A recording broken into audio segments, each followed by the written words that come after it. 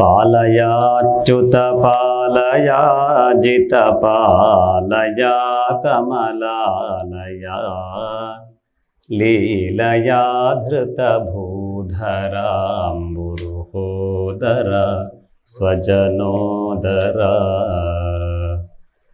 मध्वमानस पद्मभानुसमं स्मर प्रतिमं स्मर स्निग्धनिर्मलशीतकान्तिलसन्मुखं करुणोन्मुखम् हृद्यकम्बुसमानकन्धरमक्षयं दुरतिक्षयम् स्निग्धसंस्तुतरौप्यपीठकृतालयं हरिमालयम् पालयाच्युत पालयाजित पालया कमलालया लीलया धृतभूधराम्बुरुहोदर स्वजनोदर अंगदादिसुशोभिपाणियुगेन संक्षुभितैनसं तुङ्गमाल्यमणीन्द्रहारसरोरसं खलनीरसं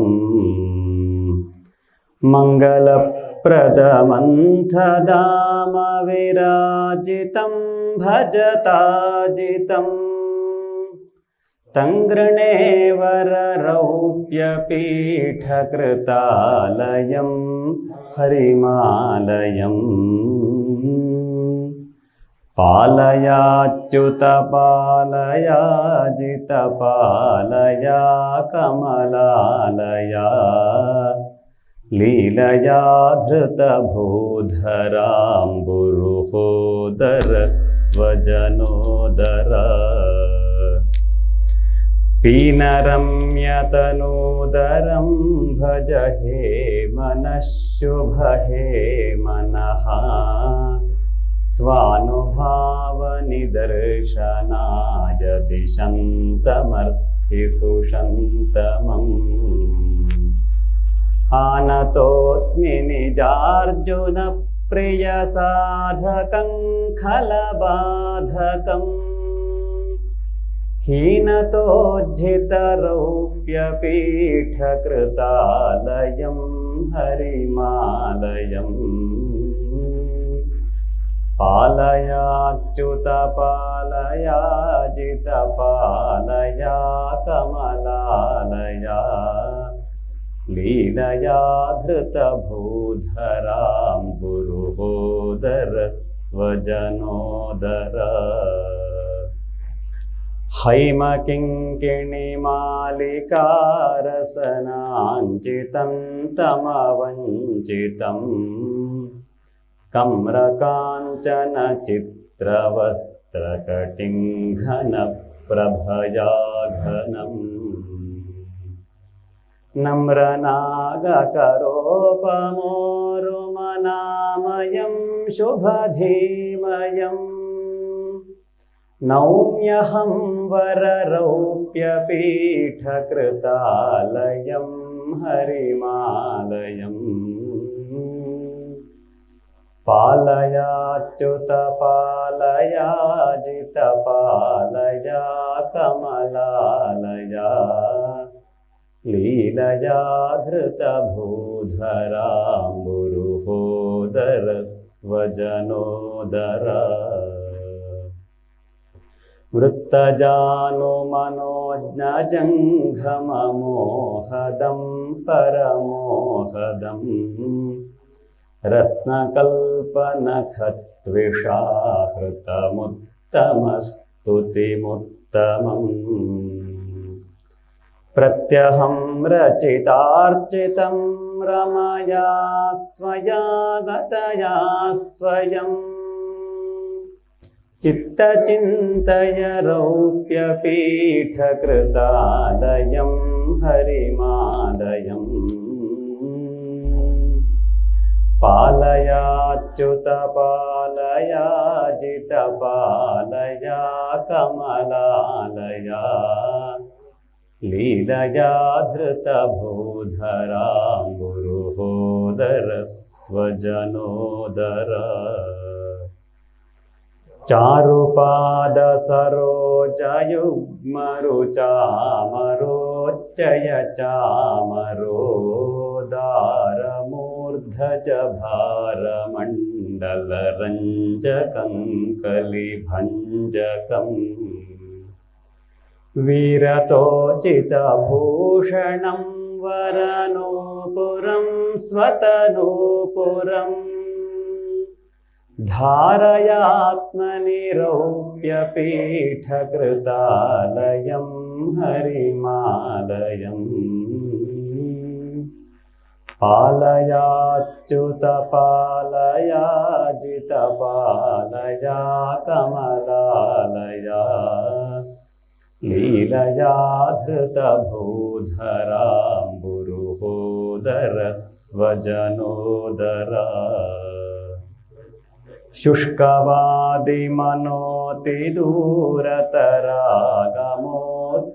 शुष्कवादिमनोतिदूरतरागमोत्सवदागमम् सत्कवीन्द्रवचो विलासमहोदयं महितोदयम् लक्षयामि यतीश्वरैः कृतपूजनं गुणभाजनम् धिक्कृतोपमरौप्यपीठकृतालयं हरिमालयम् पालयाच्युत पालया जितपालया कमलालया लीलया धृतभूधराम्बुरुहोदरस्वजनोदरा नारदप्रियमाविशाम्बुरुहे क्षणं निजलक्षणम् द्वारकोपमचारुदीपचयान्तरे गतचिन्तरे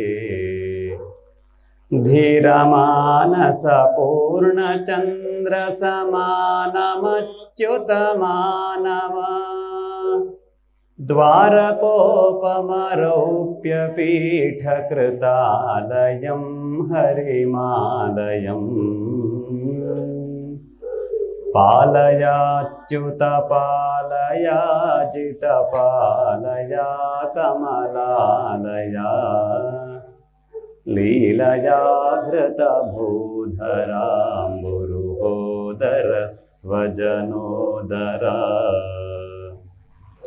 रौप्यपीठकृतालयस्य हरे प्रियं दुरिताप्रियम् तत्पदार्चकवादिराजयतीरितं गुणपूरितम्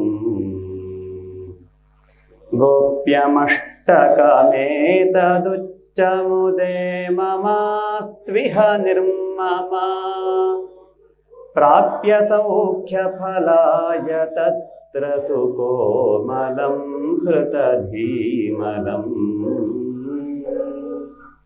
पालयाच्युत पालया जितपालया कमलालया लीलया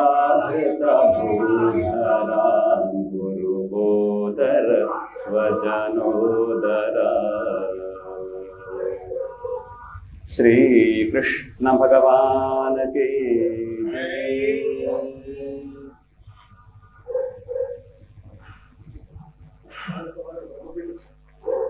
जन्माद्यस्य यतोऽन्वयादितरतश्चार्थेष्वभिघ्नस्वराट् तेने ब्रह्महृदाय आदिकवये मुह्यन्ति यत्सूरयः तेजो वारिमृदां यथा विनिमयो यत्र त्रिसर्गो अमृषा धाम्ना स्वेन सदा निरस्तकुहकं सत्यं परं धीमहि निगमकल्पतरोर्गलितं फलं शुकमुखादमृतद्रवसंयुतं पिबत भागवतं रसमालयम् ಮುಹುರಹೋ ರಸಿಕಾ ಭುವಿ ಭಾವುಕಾಃ ಮಾರುತಿಧ್ಯಾನ ನಿರತಂ ಭಕ್ತ ಸಂಕಟನಾಶನಂ ಬ್ರಹ್ಮನಿಷ್ಠಂ ಸದಾ ವಂದೇ ಬಿಂದು ಮಾಧವ ಸದ್ಗುರುಂ ನಮಃ ಸಭಾಭ್ಯಃ ಸಭಾಪತಿಭ್ಯಶ್ಚ ವೋ ನಮಃ.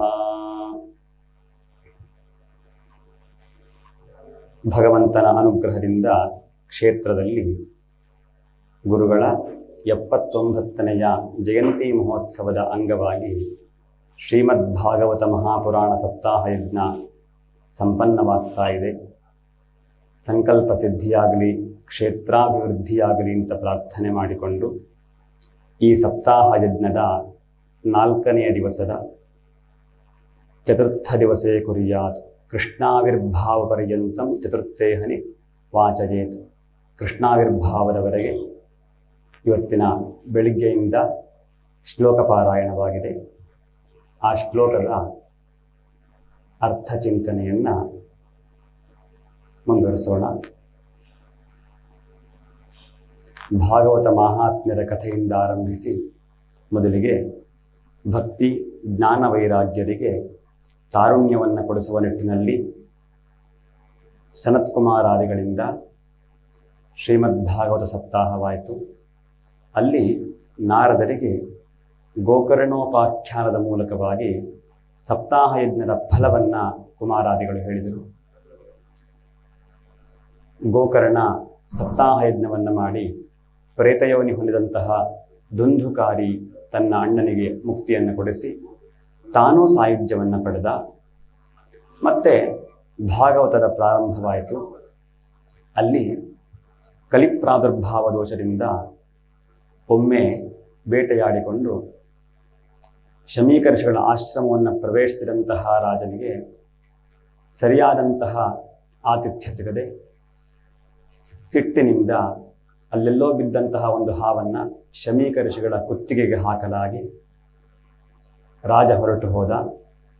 ಮುಂದೆ ಶಮೀಕರ್ಷಿಗಳ ಮಗನಾದಂತಹ ಶೃಂಗಿ ಬಂದವನು ನೋಡಿ, ಇಂತಹ ಜ್ಞಾನಿಯ ಕುತ್ತಿಗೆಗೆ ಹಾವನ್ನು ಹಾಕಿ ಅಪಚಾರ ಮಾಡಿದಂಥವನು ಇಂದಿನಿಂದ 7 ದಿನಗಳ ಒಳಗಾಗಿ ಹಾವಿನಿಂದ ಕಚ್ಚಿ ಸಾಯಲ್ಪಡಲಿ ಅನ್ನುವಂತಹ ಶಾಪವನ್ನು ಕೊಟ್ಟ. ದುಃಖಿಸುತ್ತಾ ಇದ್ದ. ಮಗನ ದುಃಖವನ್ನು ಕಂಡು ಎಚ್ಚರಾಗಿ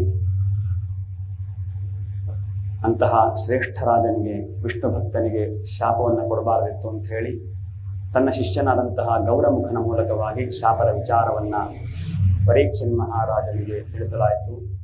ಪರೀಕ್ಷನ್ ಮಹಾರಾಜ ತನ್ನ ಮಗನಾದಂತಹ ಜನಮೇಜಯನಿಗೆ ಪಟ್ಟಗಟ್ಟಿ ತಾನು ಪ್ರಾಯೋಪವೇಶಕ್ಕೋಸ್ಕರವಾಗಿ ಹೊರಟಿದ್ದಾನೆ. ಗಂಗಾ ತೀರದಲ್ಲಿ ಪ್ರಾಯೋಪವೇಶಕ್ಕೋಸ್ಕರ ಕುಳಿತುಕೊಂಡವನಿಗೆ ಆ ರಾಜನ ಆಹ್ವಾನವನ್ನು ಮನ್ನಿಸಿ ಬಹಳ ಜನ ಋಷಿಗಳು ಬಂದಿದ್ದಾರೆ. ಅವನ ಸೌಭಾಗ್ಯವಶಾತು ವ್ಯಾಸರ ಮಗನಾದಂತಹ ಶುಕರು ಕೂಡ ಬಂದಿದ್ದಾರೆ. ಶುಕರಿಗೆ ಮಧುಪರ್ಕಾರ್ಹಣವನ್ನು ಮಾಡಿ ಪ್ರಶ್ನೆಯನ್ನು ಕೇಳಿದ್ದಾನೆ. ಕ್ರಮಮುಕ್ತಿ ಹಾಗೂ ಸದ್ಯೋಮುಕ್ತಿಗಳ ಬಗ್ಗೆ ಮನುಷ್ಯ ಯಾವಾಗಲೂ ಏನು ಮಾಡಬೇಕು, ಇನ್ನೇನು ಸದ್ಯದಲ್ಲೇ ಪ್ರಾಣ ಹೋಗ್ತದೆ ಅಂದರೆ ಏನು ಮಾಡಬೇಕು ಅಂತ. ಅದಕ್ಕೆ ಉತ್ತರವನ್ನು ಕೊಡ್ತಾ ಶುಕ ಮಹರ್ಷಿಗಳು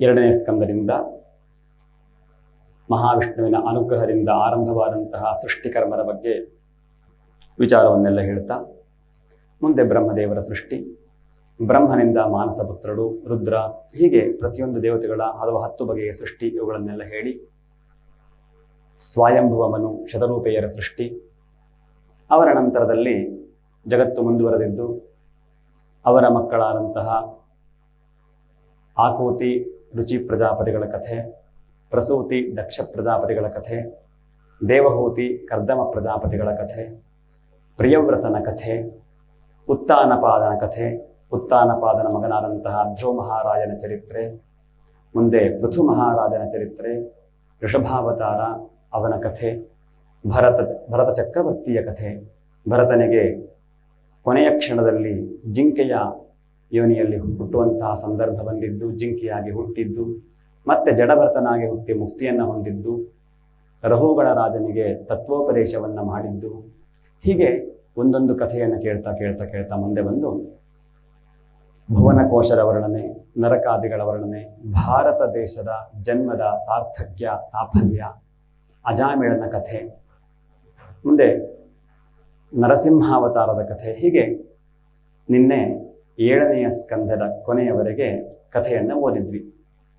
ಇವತ್ತು 8ನೆಯ ಸ್ಕಂದದ ಕಥೆಯನ್ನು ಮುಂದುವರಿಸೋದು. ಶ್ರೀಮದ್ ಭಾಗವತ ಮಹಾಪುರಾಣ ಕೇವಲ ಕಥೆಯಲ್ಲ. ಪುರಾಣ ಅಂತ ಹೇಳಿದ ಕೂಡಲೇ ಸಾಧಾರಣ ಮನಸ್ಸಿಗೆ ಬರುವಂತಹದ್ದು ಕಥೆ ಅನ್ನುವಂಥದ್ದು. ಆದರೆ ಮನುಷ್ಯನ ಪ್ರತಿಯೊಬ್ಬನ ಏಳಿಗೆಗೋಸ್ಕರವಾಗಿ ಇಲ್ಲಿ ಯಾವುದೇ ವರ್ಣ ಭೇದವನ್ನು ಮಾಡಲಿಲ್ಲ. ಉದಾಹರಣೆಗೆ ವೇದಗಳನ್ನು ಓದಲಿಕ್ಕೆ ನಿಯಮವನ್ನು ಶಾಸ್ತ್ರಗಳು ಋಷಿಗಳು ಹೇಳಿದ್ದಾರೆ. ಆಚರಣೆಗೂ ಕೂಡ ಕೆಲವೊಂದಷ್ಟು ನಿಯಮಗಳಿದೆ. ಹೌದು, ನಿಯಮಗಳು ಬೇಕು, ನಿಯಮ ಇಲ್ಲದೆ ಇದ್ದರೆ ಮಾಡಲಿಕ್ಕಾಗೋದಿಲ್ಲ. ಹೊರಗಿನ ಪ್ರಪಂಚದಲ್ಲೇ ಕಾಣುವಂತಹ ಎಷ್ಟೋ ವಿಚಾರಗಳಿಗೆ ನಿಯಮಗಳು ಇದೆ ಅಂತ ಅಂದಮೇಲೆ ಇದು ಒಳಗಿನ ಪ್ರಪಂಚಕ್ಕೆ ಸಂಬಂಧಪಟ್ಟಿತ್ತು. ನಿಯಮಗಳಿರಲಿಕ್ಕೆ ಬೇಕು. ಹಾಗೆ ಎಲ್ಲವನ್ನೂ ಎಲ್ಲರೂ ಕ್ಲಿಷ್ಟವಾದಂತಹ ಭಾಷೆಯಲ್ಲಿ ತಿಳಿದುಕೊಳ್ಳಲಿಕ್ಕೆ ಕಷ್ಟ ಸಾಧ್ಯ. ವೇದಗಳಲ್ಲಿ ಹೇಳಿದಂತಹ ವಿಚಾರಗಳನ್ನು ಅಷ್ಟು ಸುಲಭವಾಗಿ ತಿಳ್ಕೊಳ್ಳಿಕ್ಕೆ ಆಗುವುದಿಲ್ಲ. ಅದಕ್ಕೆ ಅಧ್ಯಯನ ವಿಶೇಷವಾಗಿರಬೇಕು, ಆಚಾರ, ಅದರೊಟ್ಟಿಗೆ ಪ್ರಯತ್ನ, ಅವನ ಅನುಗ್ರಹ ಎಲ್ಲ ಇರಬೇಕು. ಅದೇ ವೇದಗಳಲ್ಲಿ ಹೇಳಿದಂತಹ ವಿಚಾರಗಳನ್ನು ಉಪನಿಷತ್ತುಗಳಲ್ಲೂ ಸ್ವಲ್ಪ ಸುಲಭವಾಗಿ ಹೇಳಿದ್ದಾರೆ. ಅಲ್ಲಿಂದ ಮುಂದೆ ವ್ಯಾಸರು ನಮ್ಮಂತಹ ಪಾಮರರಿಗೆ ಅನುಕೂಲವಾಗಲಿ ಅನ್ನುವಂತಹ ಉದ್ದೇಶದಿಂದ ಹಾಗೂ ಎಲ್ಲರೂ ಕೂಡ ಭಗವಂತನ ವಿಚಾರವನ್ನು ಅಭ್ಯಾಸ ಮಾಡಲಿಕ್ಕೆ, ತಿಳಿಲಿಕ್ಕೆ, ಜ್ಞಾನ ಹೊಂದಲಿಕ್ಕೆ ಅನುಕೂಲವಾಗುವಂತೆ ಪುರಾಣಗಳನ್ನು ರಚಿಸಿಕೊಟ್ಟರು. ಅಂತಹ ಪುರಾಣಗಳಲ್ಲಿ ಭಾಗವತದಲ್ಲಿ ವೇದಗಳಲ್ಲಿ ಹೇಳಿದಂತಹ ವಿಚಾರವನ್ನು, ಉಪನಿಷತ್ತುಗಳಲ್ಲಿರುವಂತಹ ವಿಚಾರವನ್ನು ಸುಲಭವಾದಂತಹ ಭಾಷೆಯಲ್ಲಿ ಹೇಳಿಕೊಟ್ಟಿದ್ದಾರೆ. ಹಾಗಾಗಿ ಭಾಗವತ ತುಂಬ ಎಲ್ಲರಿಗೂ ಆತ್ಮೀಯವಾದಂತಹ ಒಂದು ವಿಷಯ. ಕಥೆ ಮಾತ್ರ ತಗೊಂಡು ಕಥೆಯಿಂದಲೇ ಒಂದಷ್ಟು ನೀತಿಯನ್ನು ಕಲ್ತ್ಕೊಳ್ಬೋದು, ಅದು ಆಗುತ್ತೆ.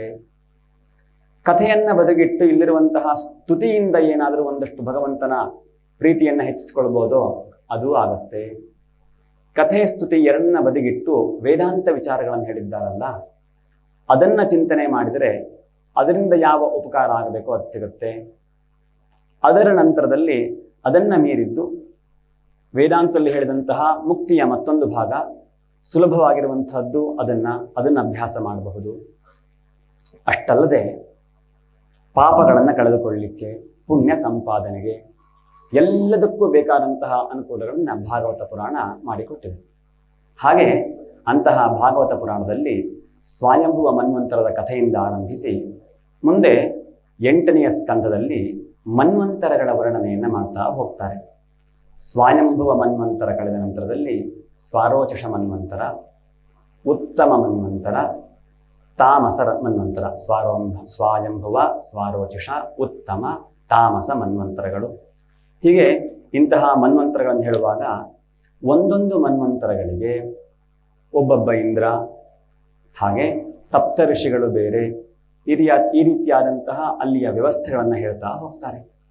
ಹಾಗೆ ಹೇಳಿ ಮುಂದೆ ತಾಮಸ ಮನ್ವಂತರದಲ್ಲಿ ಗಜೇಂದ್ರ ಮೋಕ್ಷ ಅನ್ನುವಂತಹ ಎಲ್ಲರೂ ಕೇಳಿರುವಂತಹ ಒಂದು ಸುಂದರವಾದಂತಹ ಆಪ್ಯಾಯಮಾನವಾದಂತಹ ಕಥೆ, ಅದನ್ನು ಹೇಳ್ತಾರೆ. ಋತುಮತು ಅನ್ನುವಂತಹ ಒಂದು ಉದ್ಯಾನವನ ಅಂದರೆ ಅತಿ ವಿಸ್ತಾರವಾದಂತಹ ಒಂದು ಸುಂದರವಾದ ಕಾಡು. ಆ ಕಾಡು ಎಲ್ಲ ಮೃಗಗಳಿಗೂ ಆಶ್ರಯ ತಾಣ. ಅಂತಹ ಕಾಡಿನಲ್ಲಿ ಒಬ್ಬ ರಾಜ ಇದ್ದ. ಯಾವ ರಾಜ? ಗಜರಾಜ ಇದ್ದ. ಅವನು ಗಜೇಂದ್ರ ಅಂತ ಕಥೆಯ ಕೇಂದ್ರ ಬಿಂದು. ಆ ಗಜೇಂದ್ರ ಅನ್ನುವಂಥವನು ಕೆಟ್ಟ ಪ್ರಾಣಿಗಳನ್ನು ಶಿಕ್ಷಿಸುತ್ತಾ, ಸಾಧು ಪ್ರಾಣಿಗಳನ್ನು ರಕ್ಷಿಸುತ್ತಾ, ಅಭಯವನ್ನು ಕೊಡುತ್ತಾ, ತಾನು ತನ್ನ ಗಜರಾಜ್ಞಿಯರೊಂದಿಗೆ ಸಂತೋಷವಾಗಿರುತ್ತಾ ಇದ್ದ. ಹೀಗೆ ಕಾಲಕ್ರಮೇಣ ಸಂತೋಷವಾಗಿರುವಂತಹ ಒಂದು ಸಂದರ್ಭ, ಒಂದು ಸರೋವರಕ್ಕೆ ಬಂದ. ತನ್ನ ರಾಣಿಯರೊಟ್ಟಿಗೆ, ಹೆಣ್ಣಾನೆಗಳೊಟ್ಟಿಗೆ ಆ ಗಜ ಆನೆ ಸರೋವರಕ್ಕೆ ಬಂತು. ಸರೋವರದಲ್ಲಿ ಸಂತೋಷವಾಗಿ ನೀರಾಟವನ್ನು ಆಡ್ತಾ ಇದ್ವು ಅವೆಲ್ಲ. ಆದರೆ ಯಾವುದೋ ಒಂದು ಸಂದರ್ಭಕ್ಕೆ ಈ ಗಜರಾಜನ ಕಾಲನ್ನು ಯಾರೋ ಹಿಡಿದ ಹಾಗಾಯಿತು. ಯಾರು ಹಿಡಿದಿದ್ದು ಅಂತ ನೋಡಿದರೆ ಒಂದು ಮೊಸಳೆ ಆನೆಯ ಕಾಲನ್ನ ಹಿಡಿದು ಬಿಟ್ಟಿದೆ. ಸ್ವಾಭಾವಿಕವಾಗಿ ಆನೆ ಶಕ್ತಿವಂತ, ಆದರೆ ನೀರಿನಲ್ಲಿದ್ದಾಗ ಜಲಚರ ಪ್ರಾಣಿಗಳಿಗೆ ಶಕ್ತಿ ಹೆಚ್ಚು, ಗೊತ್ತಿರುವಂತಹ ವಿಚಾರ ಎಲ್ರಿಗೂ. ಮೊಸಳೆಗೆ ನೀರಿನಲ್ಲಿ ತುಂಬ ಶಕ್ತಿ ಇತ್ತು. ಆ ಗಜರಾಜನನ್ನ ಹಿಡ್ಕೊಳ್ತು. ಗಜರಾಜ ಅದರಿಂದ ತಪ್ಪಿಸಿಕೊಳ್ಳಿಕ್ಕೋಸ್ಕರವಾಗಿ ಶಾರೀರಿಕವಾಗಿ ತುಂಬ ಪ್ರಯತ್ನವನ್ನ ಪಟ್ಟ, ಆಗಲಿಲ್ಲ. ಇದ್ದಂತಹ ಅವನ ಸ್ನೇಹಿತೆಯರೆಲ್ಲ ಪ್ರಯತ್ನ ಪಟ್ಟರು, ಆಗಲಿಲ್ಲ. ಯಾವಾಗ ಪ್ರಯತ್ನ ಪಡ್ತಾ ಪಡ್ತಾ ಪಡ್ತಾ ಕಾಲ, ವ್ಯಾಸರು ಹೇಳುವಂತೆ ಸಮಾಸಹಸ್ರಂ, 1000 ವರ್ಷಗಳ ಕಾಲ, ಒಂದೆರಡು ದಿನವೋ ತಿಂಗಳೋ ಅಲ್ಲ, ವರ್ಷವೋ ಅಲ್ಲ, 1000 ವರ್ಷಗಳ ಕಾಲ ಈ ಗಜರಾಜನನ್ನ ಮೊಸಳೆ ಹಿಡ್ಕೊಂಡು ಬಿಟ್ಟಿದೆ. ಅದು ಬಿಡ್ತಿಲ್ಲ, ಇವನು ಬಿಡ್ತಿಲ್ಲ. ಏನ್ ಮಾಡೋದು? ಇಷ್ಟೆಲ್ಲ ಆಗ್ತಿದ್ದ ಹಾಗೆ ಗಜೇಂದ್ರನಿಗೆ ಭಗವಂತನನ್ನ ಶರಣು ಹೊಂದಬೇಕು. ಮೃತ್ಯು ಯಾರ ಬಳಿಯಲ್ಲಿ ದಾಸನಾಗಿದೆಯೋ ಅಂತಹವನನ್ನ ನಾನು ಸ್ತುತಿ ಮಾಡಬೇಕು ಅಂತ ಕಂಡು. ಮೃತ್ಯು ಯಾರ ಬಳಿಯಲ್ಲಿ ಶರಣಾಗಿದೆ ಕೇಳಿದ್ರೆ ಮಹಾವಿಷ್ಣು. ಅವನನ್ನ ಆ ನೀರಿನಲ್ಲಿದ್ದುಕೊಂಡು, ಆ ಸರೋವರದಲ್ಲಿದ್ದುಕೊಂಡು ಸ್ತುತಿಸಲಿಕ್ಕೆ ಶುರು ಮಾಡಿತು. ಒಬ್ಬ ವೇದಾಂತ ಅಧ್ಯಯನ ಮಾಡಿದವನು, ಉತ್ತಮನಾದಂತಹ ನಿಸ್ಪೃಹ ಭಕ್ತನೋ ಧ್ಯಾನ ಅಥವಾ ಸ್ತುತಿಯನ್ನ ಮಾಡೋದಾದ್ರೆ ಭಗವಂತನ ಎಷ್ಟು ಸುಂದರವಾಗಿ ವರ್ಣನೆ ಮಾಡಲಿಕ್ಕೆ ಸಾಧ್ಯವೋ ಅಷ್ಟು ಸುಂದರವಾಗಿ ಗಜರಾಜ ಭಗವಂತನಿಗೆ ಮನ ಮುಟ್ಟುವಂತೆ ಸ್ತುತಿ ಮಾಡ್ತಾ ಇದ್ದಾನೆ.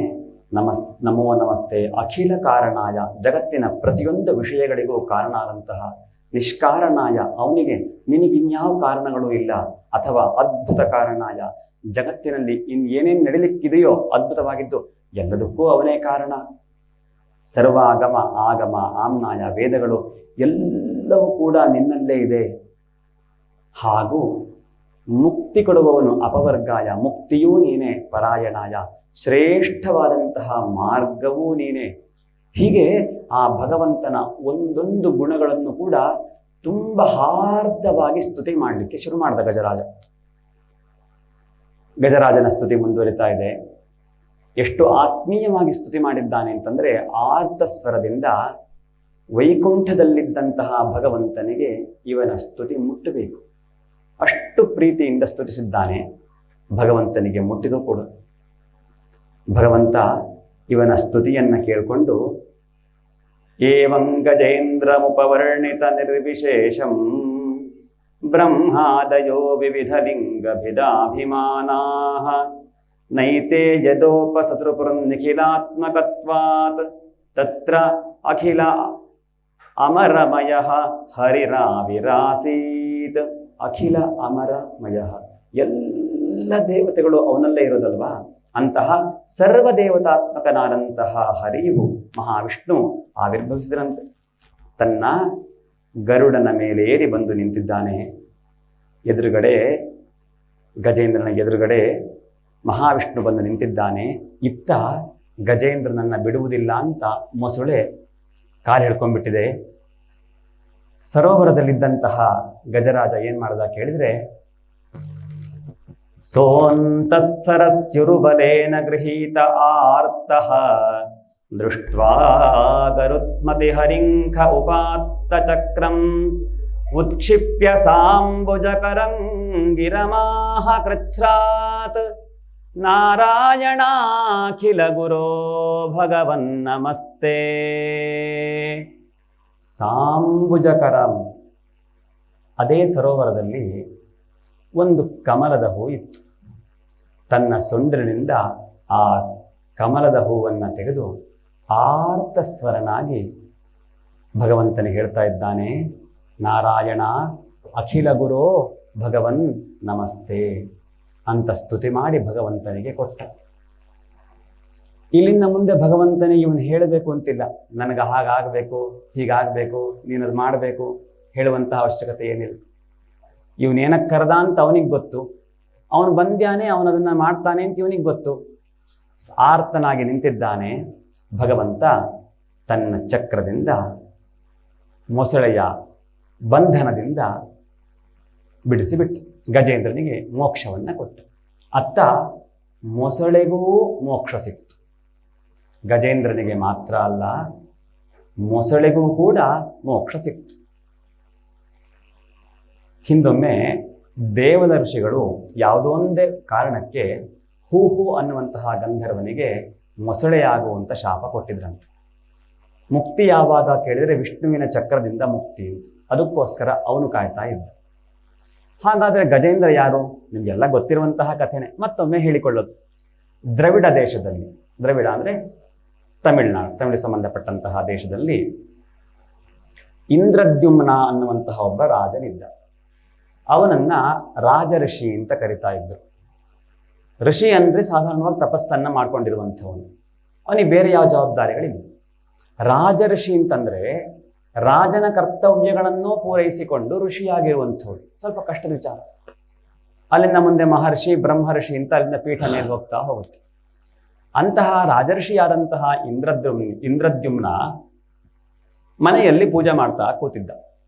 ಒಂದು ಸರಿ ಪೂಜೆ ಮಾಡ್ಲಿಕ್ಕೆ ಕೂತ ಅಂತಂದ್ರೆ ಮತ್ತೆ ಅಲ್ಲಾಡೋದಾಗ್ಲಿ, ಆ ಕಡೆ ಈ ಕಡೆ ನೋಡೋದಾಗ್ಲಿ, ಯಾರು ಬಂದ್ರೆ ಮಾತಾಡ್ಸೋದಾಗ್ಲಿ ಏನೂ ಇಲ್ಲ ಅಂತ ಅವನ ವ್ಯವಸ್ಥೆಯನ್ನು ಇಟ್ಕೊಂಡಿದ್ದ. ಒಂದು ದಿವಸ ಹೀಗೆ ಪೂಜೆ ಮಾಡುವಂತಹ ಸಂದರ್ಭದಲ್ಲಿ ಅಗಸ್ತ್ಯ ಮುನಿಗಳು ಬಂದ್ರಂತೆ. ಅತ್ತ ಅಗಸ್ತ್ಯ ಮುನಿಗಳು ಬಂದಿದ್ದಾರೆ. ಬಂದಂತಹ ಮಹರ್ಷಿಗಳನ್ನ ಗೌರವ ಕೊಟ್ಟು ಆಹ್ವಾನಿಸಬೇಕಿತ್ತು. ಮಾತಾಡಿ ಬನ್ನಿ ಅಂತ ಹೇಳುವುದು ಕಷ್ಟವಾದ ಪಕ್ಷದಲ್ಲಿ ಕಣ್ಣಿನಿಂದ ಬನ್ನಿ ಅಂತ ತೋರಿಸ್ಬೋದು. ಒಂದು ಸಣ್ಣ ನಗುವನ್ನು ಕೊಟ್ಟ ಸಾಕು. ಎಲ್ಲ ಕಡೆ ಮಾತಾಡಲೇಬೇಕು ಅಂತಿಲ್ಲ. ಕೆಲವೊಂದಷ್ಟು ಸನ್ನೆಗಳು ಕೂಡ ಉತ್ತಮವಾದಂತಹ ಕೆಲಸವನ್ನ ಮಾಡುತ್ತೆ. ಅವತ್ತವನು ಅದು ಮಾಡಲಿಲ್ಲ. ಅಗಸ್ತ್ಯ ಮುನಿಗಳಿಗೆ ಸಿಟ್ಟು ಬಂತು. ಪೂಜೆ ಮಾಡ್ತಿದ್ದೀನಿ ಅಂತ ಹೇಳುವಂತಹ ಅಹಂಕಾರದಿಂದ ಬಂದಂತಹ ಅತಿಥಿಗಳನ್ನ ಕಡೆಗಾಣಿಸಿದ್ದಕ್ಕೆ ಆನೆಯಾಗಿ ಹುಟ್ಟು ಅಂತ ಶಾಪ ಕೊಟ್ಟರಂತೆ. ಸರಿ, ಯಾವಾಗ ಪರಿಹಾರ ಕೇಳಿದ್ರೆ ಮುಂದೊಂದು ದಿವಸ ಪರಿಹಾರವಾಗುತ್ತೆ, ವಿಷ್ಣು ಬರುತ್ತಾನೆ. ಇದರಿಂದ ನಮಗೊಂದು ಪಾಠ ಏನು ಅಂತಂದ್ರೆ, ನಾವು ಮನೆಯಲ್ಲಿ ಪೂಜೆ ಮಾಡ್ತಾ ಇರಲಿ, ಹೊರಗಡೆ ಹೋದರೆ ಏನೋ ಪೂಜೆ ಮಾಡ್ತಾ ಇರಲಿ, ಅಥವಾ ನಮ್ಮ ಮನೆಯ ಪೂಜೆಯಲ್ಲೇ ಅತಿಥಿಗಳನ್ನು ಆಹ್ವಾನಿಸಿರ್ತೇವೆ, ಸಹಜವಾಗಿ ಬರಲೇಬೇಕು. ಒಬ್ಬರಿಂದ ಎಲ್ಲವೂ ಆಗೋದಿಲ್ಲ, 4-6 ಜನ ಬರಲೇಬೇಕು, ಹರಿಸಲೇಬೇಕು. ನಾವು ಪೂಜೆ ಮಾಡುವಂತಹ ಸಂದರ್ಭದಲ್ಲೋ ಇನ್ನೊಂದ್ಯಾವ ಸಂದರ್ಭದಲ್ಲಿ ಕೆಲಸ ಮಗ್ನರಾಗಿದ್ದರೆ ಮಾತನಾಡೋದು ಬೇಡ, ಕಣ್ಣಿನಿಂದ ಮುಖರದ ಒಂದು ನಗುವಿನಿಂದ ಬನ್ನಿ ಅಂತ ಆಹ್ವಾನ ಮಾಡಿಸಿ ಕೂತ್ಕೊಳ್ಳಿ ಅಂತ ಹಿಂಗೊಂದು ಆಸನ ತೋರಿಸಿ ಬಿಟ್ರೆ ಸಾಕು. ಮಾತಾಡಿದ್ದಕ್ಕೆ ಎಷ್ಟು ಫಲ ಬೇಕೋ ಆ ಫಲ ಸಿಗುತ್ತೆ. ಯಾಕಂದರೆ ದೇವ್ರ ಮುಂದೆ ಕೂತಾಗ ಎಷ್ಟು ಕೈ ಚಾಚಬೇಕು, ಎಷ್ಟು ಮಾತಾಡಬೇಕು, ಎಷ್ಟು ನಗಾಡಬೇಕು ಅನ್ನುವಂತಹ ಪ್ರಜ್ಞೆ ನಮಗಿರಬೇಕಾಗ್ತದೆ. ದೇವ್ರ ಮುಂದೆ ಕೂತಾಗಲೂ ಕೂಡ ಅತಿಯಾಗಿ ನಗಾಡುವಂಥದ್ದು. ಕೆಲವರು ಹೇಳುವುದುಂಟು, ಪೂಜೆ ಕೂತಾಗ ಯಜಮಾನರಿಗೆ ಇಷ್ಟ ಆಗುವಂತೆ ಸ್ವಲ್ಪ ಹಾಸ್ಯ ಎಲ್ಲ ಇರಬೇಕು ಅಂತ. ನನಗೊಬ್ಬರು ಹೇಳಿದ್ರು, ನಮ್ಮದು ವೃತ್ತಿ ಪೌರೋಹಿತ್ಯ ಆಗಿದ್ದರಿಂದ ನಿಮ್ಮ ಪೂಜೆಯಲ್ಲಿ ಹಾಸ್ಯ ಎಲ್ಲ ಏನೂ ಇರೋದಿಲ್ಲ, ಸ್ವಲ್ಪ ಎಲ್ರಿಗೂ ಇಷ್ಟ ಆಗೋ ಥರ ಹಾಸ್ಯ ಮಾಡಬೇಕು ಅಂತ. ಹಾಸ್ಯ ಮಾಡಲಿಕ್ಕೆ ಅದೇ ವೃತ್ತಿಯಲ್ಲಿರುವಂಥವ್ರು ಕೆಲವೊಂದಷ್ಟು ಜನ ಇದ್ದಾರೆ. ಅವ್ರನ್ನ ಕರೆಸಿ ಹಾಸ್ಯದ್ದೇ ಕಾರ್ಯಕ್ರಮ 1 ಗಂಟೆ ಇಟ್ಕೊಂಡ್ಬಿಡ್ಬೋದು. ಪೂಜೆಯ ಮಧ್ಯದಲ್ಲಿ ದೇವರ ಮುಂದೆ ಅದನ್ನು ಮಾಡಬೇಕು ಅಂತಿಲ್ಲ. ಯಾವಾಗ ಏನು ಮಾಡಬೇಕು ಅನ್ನುವಂಥ ಸೌಜನ್ಯ ನಮಗಿರಬೇಕು. ಭಗವಂತ ಇದ್ದಾನೆ, ಅವನ ಮುಂದೆ ಆಡುವಂತಹ ಮಾತಿಗೆ ನಾವು ಜವಾಬ್ದಾರರೇ, ಪುರೋಹಿತರು ಜವಾಬ್ದಾರರೇ. ನಾವು ಕೂಡ ಆಡುವಂತಹ ಮಾತು ತುಂಬ ಸೌಜನ್ಯವಾಗಿರಬೇಕು. ಒಂದು ಕಡೆಯಲ್ಲಿ ಯಜಮಾನನಿಗೆ ದೈವತ್ವವನ್ನು ಹೇಳ್ತಾರೆ, ಯಜಮಾನ ಪತ್ನಿಗೆ ದೈವತ್ವವನ್ನು ಹೇಳ್ತಾರೆ. ಅವನಲ್ಲಿ ದೇವತ್ವವನ್ನು ನಾವು ಕಾಣಬೇಕು. ಆಚಾರ್ಯ ದೇವೋಭವ ನಮ್ಗೆ ಹೇಗೋ ಹೇಳಿರ್ತಾರಲ್ವಾ, ಪರಸ್ಪರಂ ಭಾವಯಂತಹ. ನಾವು ಒಂದು ಕಡೆ ಪೂಜೆ ಮಾಡಿಸ್ಲಿಕ್ಕೆ ಹೋಗಿದ್ದೀವಿ ಅಂತಂದ್ರೆ ನಮ್ಮ ಜವಾಬ್ದಾರಿ ತುಂಬ ಇರುತ್ತೆ. ಆ ದೈವತ್ವವನ್ನು ಪರಿಕಲ್ಪನೆ ಮಾಡಿ ಆ ಜಾಗದಲ್ಲಿ ಅಷ್ಟು ತರಂಗವನ್ನು ಹುಟ್ಟಿಸಬೇಕು. ಅದಕ್ಕೆ ಭಗವಂತನಿಗೆ ನಾವು ಮೊದಲು ಶರಣಾಗತಿ ಆಗಬೇಕು. ಅವನಲ್ಲಿ ಶರಣಾಗತಿಯಾದಾಗ ಹೇಗೆ ಯಾವುದೋ ಒಂದು ಕೆಲಸಕ್ಕೋಸ್ಕರವಾಗಿ ಆ ಕೆಲಸವನ್ನು ನಡೆಸಿಕೊಡುವಂತಹ ಒಬ್ಬ ವ್ಯವಸ್ಥಾಪಕನೋ ಆಫೀಸರೋ ಮಂತ್ರಿಯೋ ಅವರಲ್ಲಿ ಹೋದಾಗ ನಾವು ಎಷ್ಟು ಮೆದು ಸ್ವರದಿಂದ ಮಾತಾಡ್ತೇವೋ ಅದರ 10ರಷ್ಟು 100ರಷ್ಟು ಮೆದು ಸ್ವರ ಭಗವಂತನ ಬುಡದಲ್ಲಿದ್ದಾಗಿರಬೇಕು. ಹಾಗೆ ಈ ಗಜೇಂದ್ರನು ಅಷ್ಟೇ, ಆರ್ತಸ್ವರದಿಂದ ಒಂದ್ಸರಿ ಅತ್ತ ನಾರಾಯಣಾಖಿಲಗಿರೋ ಭಗವನ್ ನಮಸ್ತೆ ಅಂತ ಅವನು ಬಂದ್ಯಾನೆ ಅಂತ ಆದ್ಮೇಲೆ ಹತ್ರ ಮತ್ತಿನ್ನೇನು ಹೇಳಲಿಲ್ಲ. ಯಾಕೆಂದ್ರೆ ಗೊತ್ತು ಅವನು ಬಂದಿದ್ದಾನೆ ಅಂದರೆ ಅವನು ಏನಕ್ಕೆ ಮಾಡಬೇಕು ಅವನು ಮಾಡ್ತಾನೆ ಅನ್ನುವಂತಹ ವಿಶ್ವಾಸ. ಇಲ್ಲಿ ಒಂದೇ ತಪ್ಪು, ಆ ಋಷಿಗಳಿಗೆ ಅವಮಾನ ಮಾಡಿದ್ದು. ಅದರ ಫಲವಾಗಿ ಈ ರೀತಿಯಾದಂತಹ ಫಲವನ್ನು ಹೊಂದಬೇಕಾಗಿ ಬಂತು.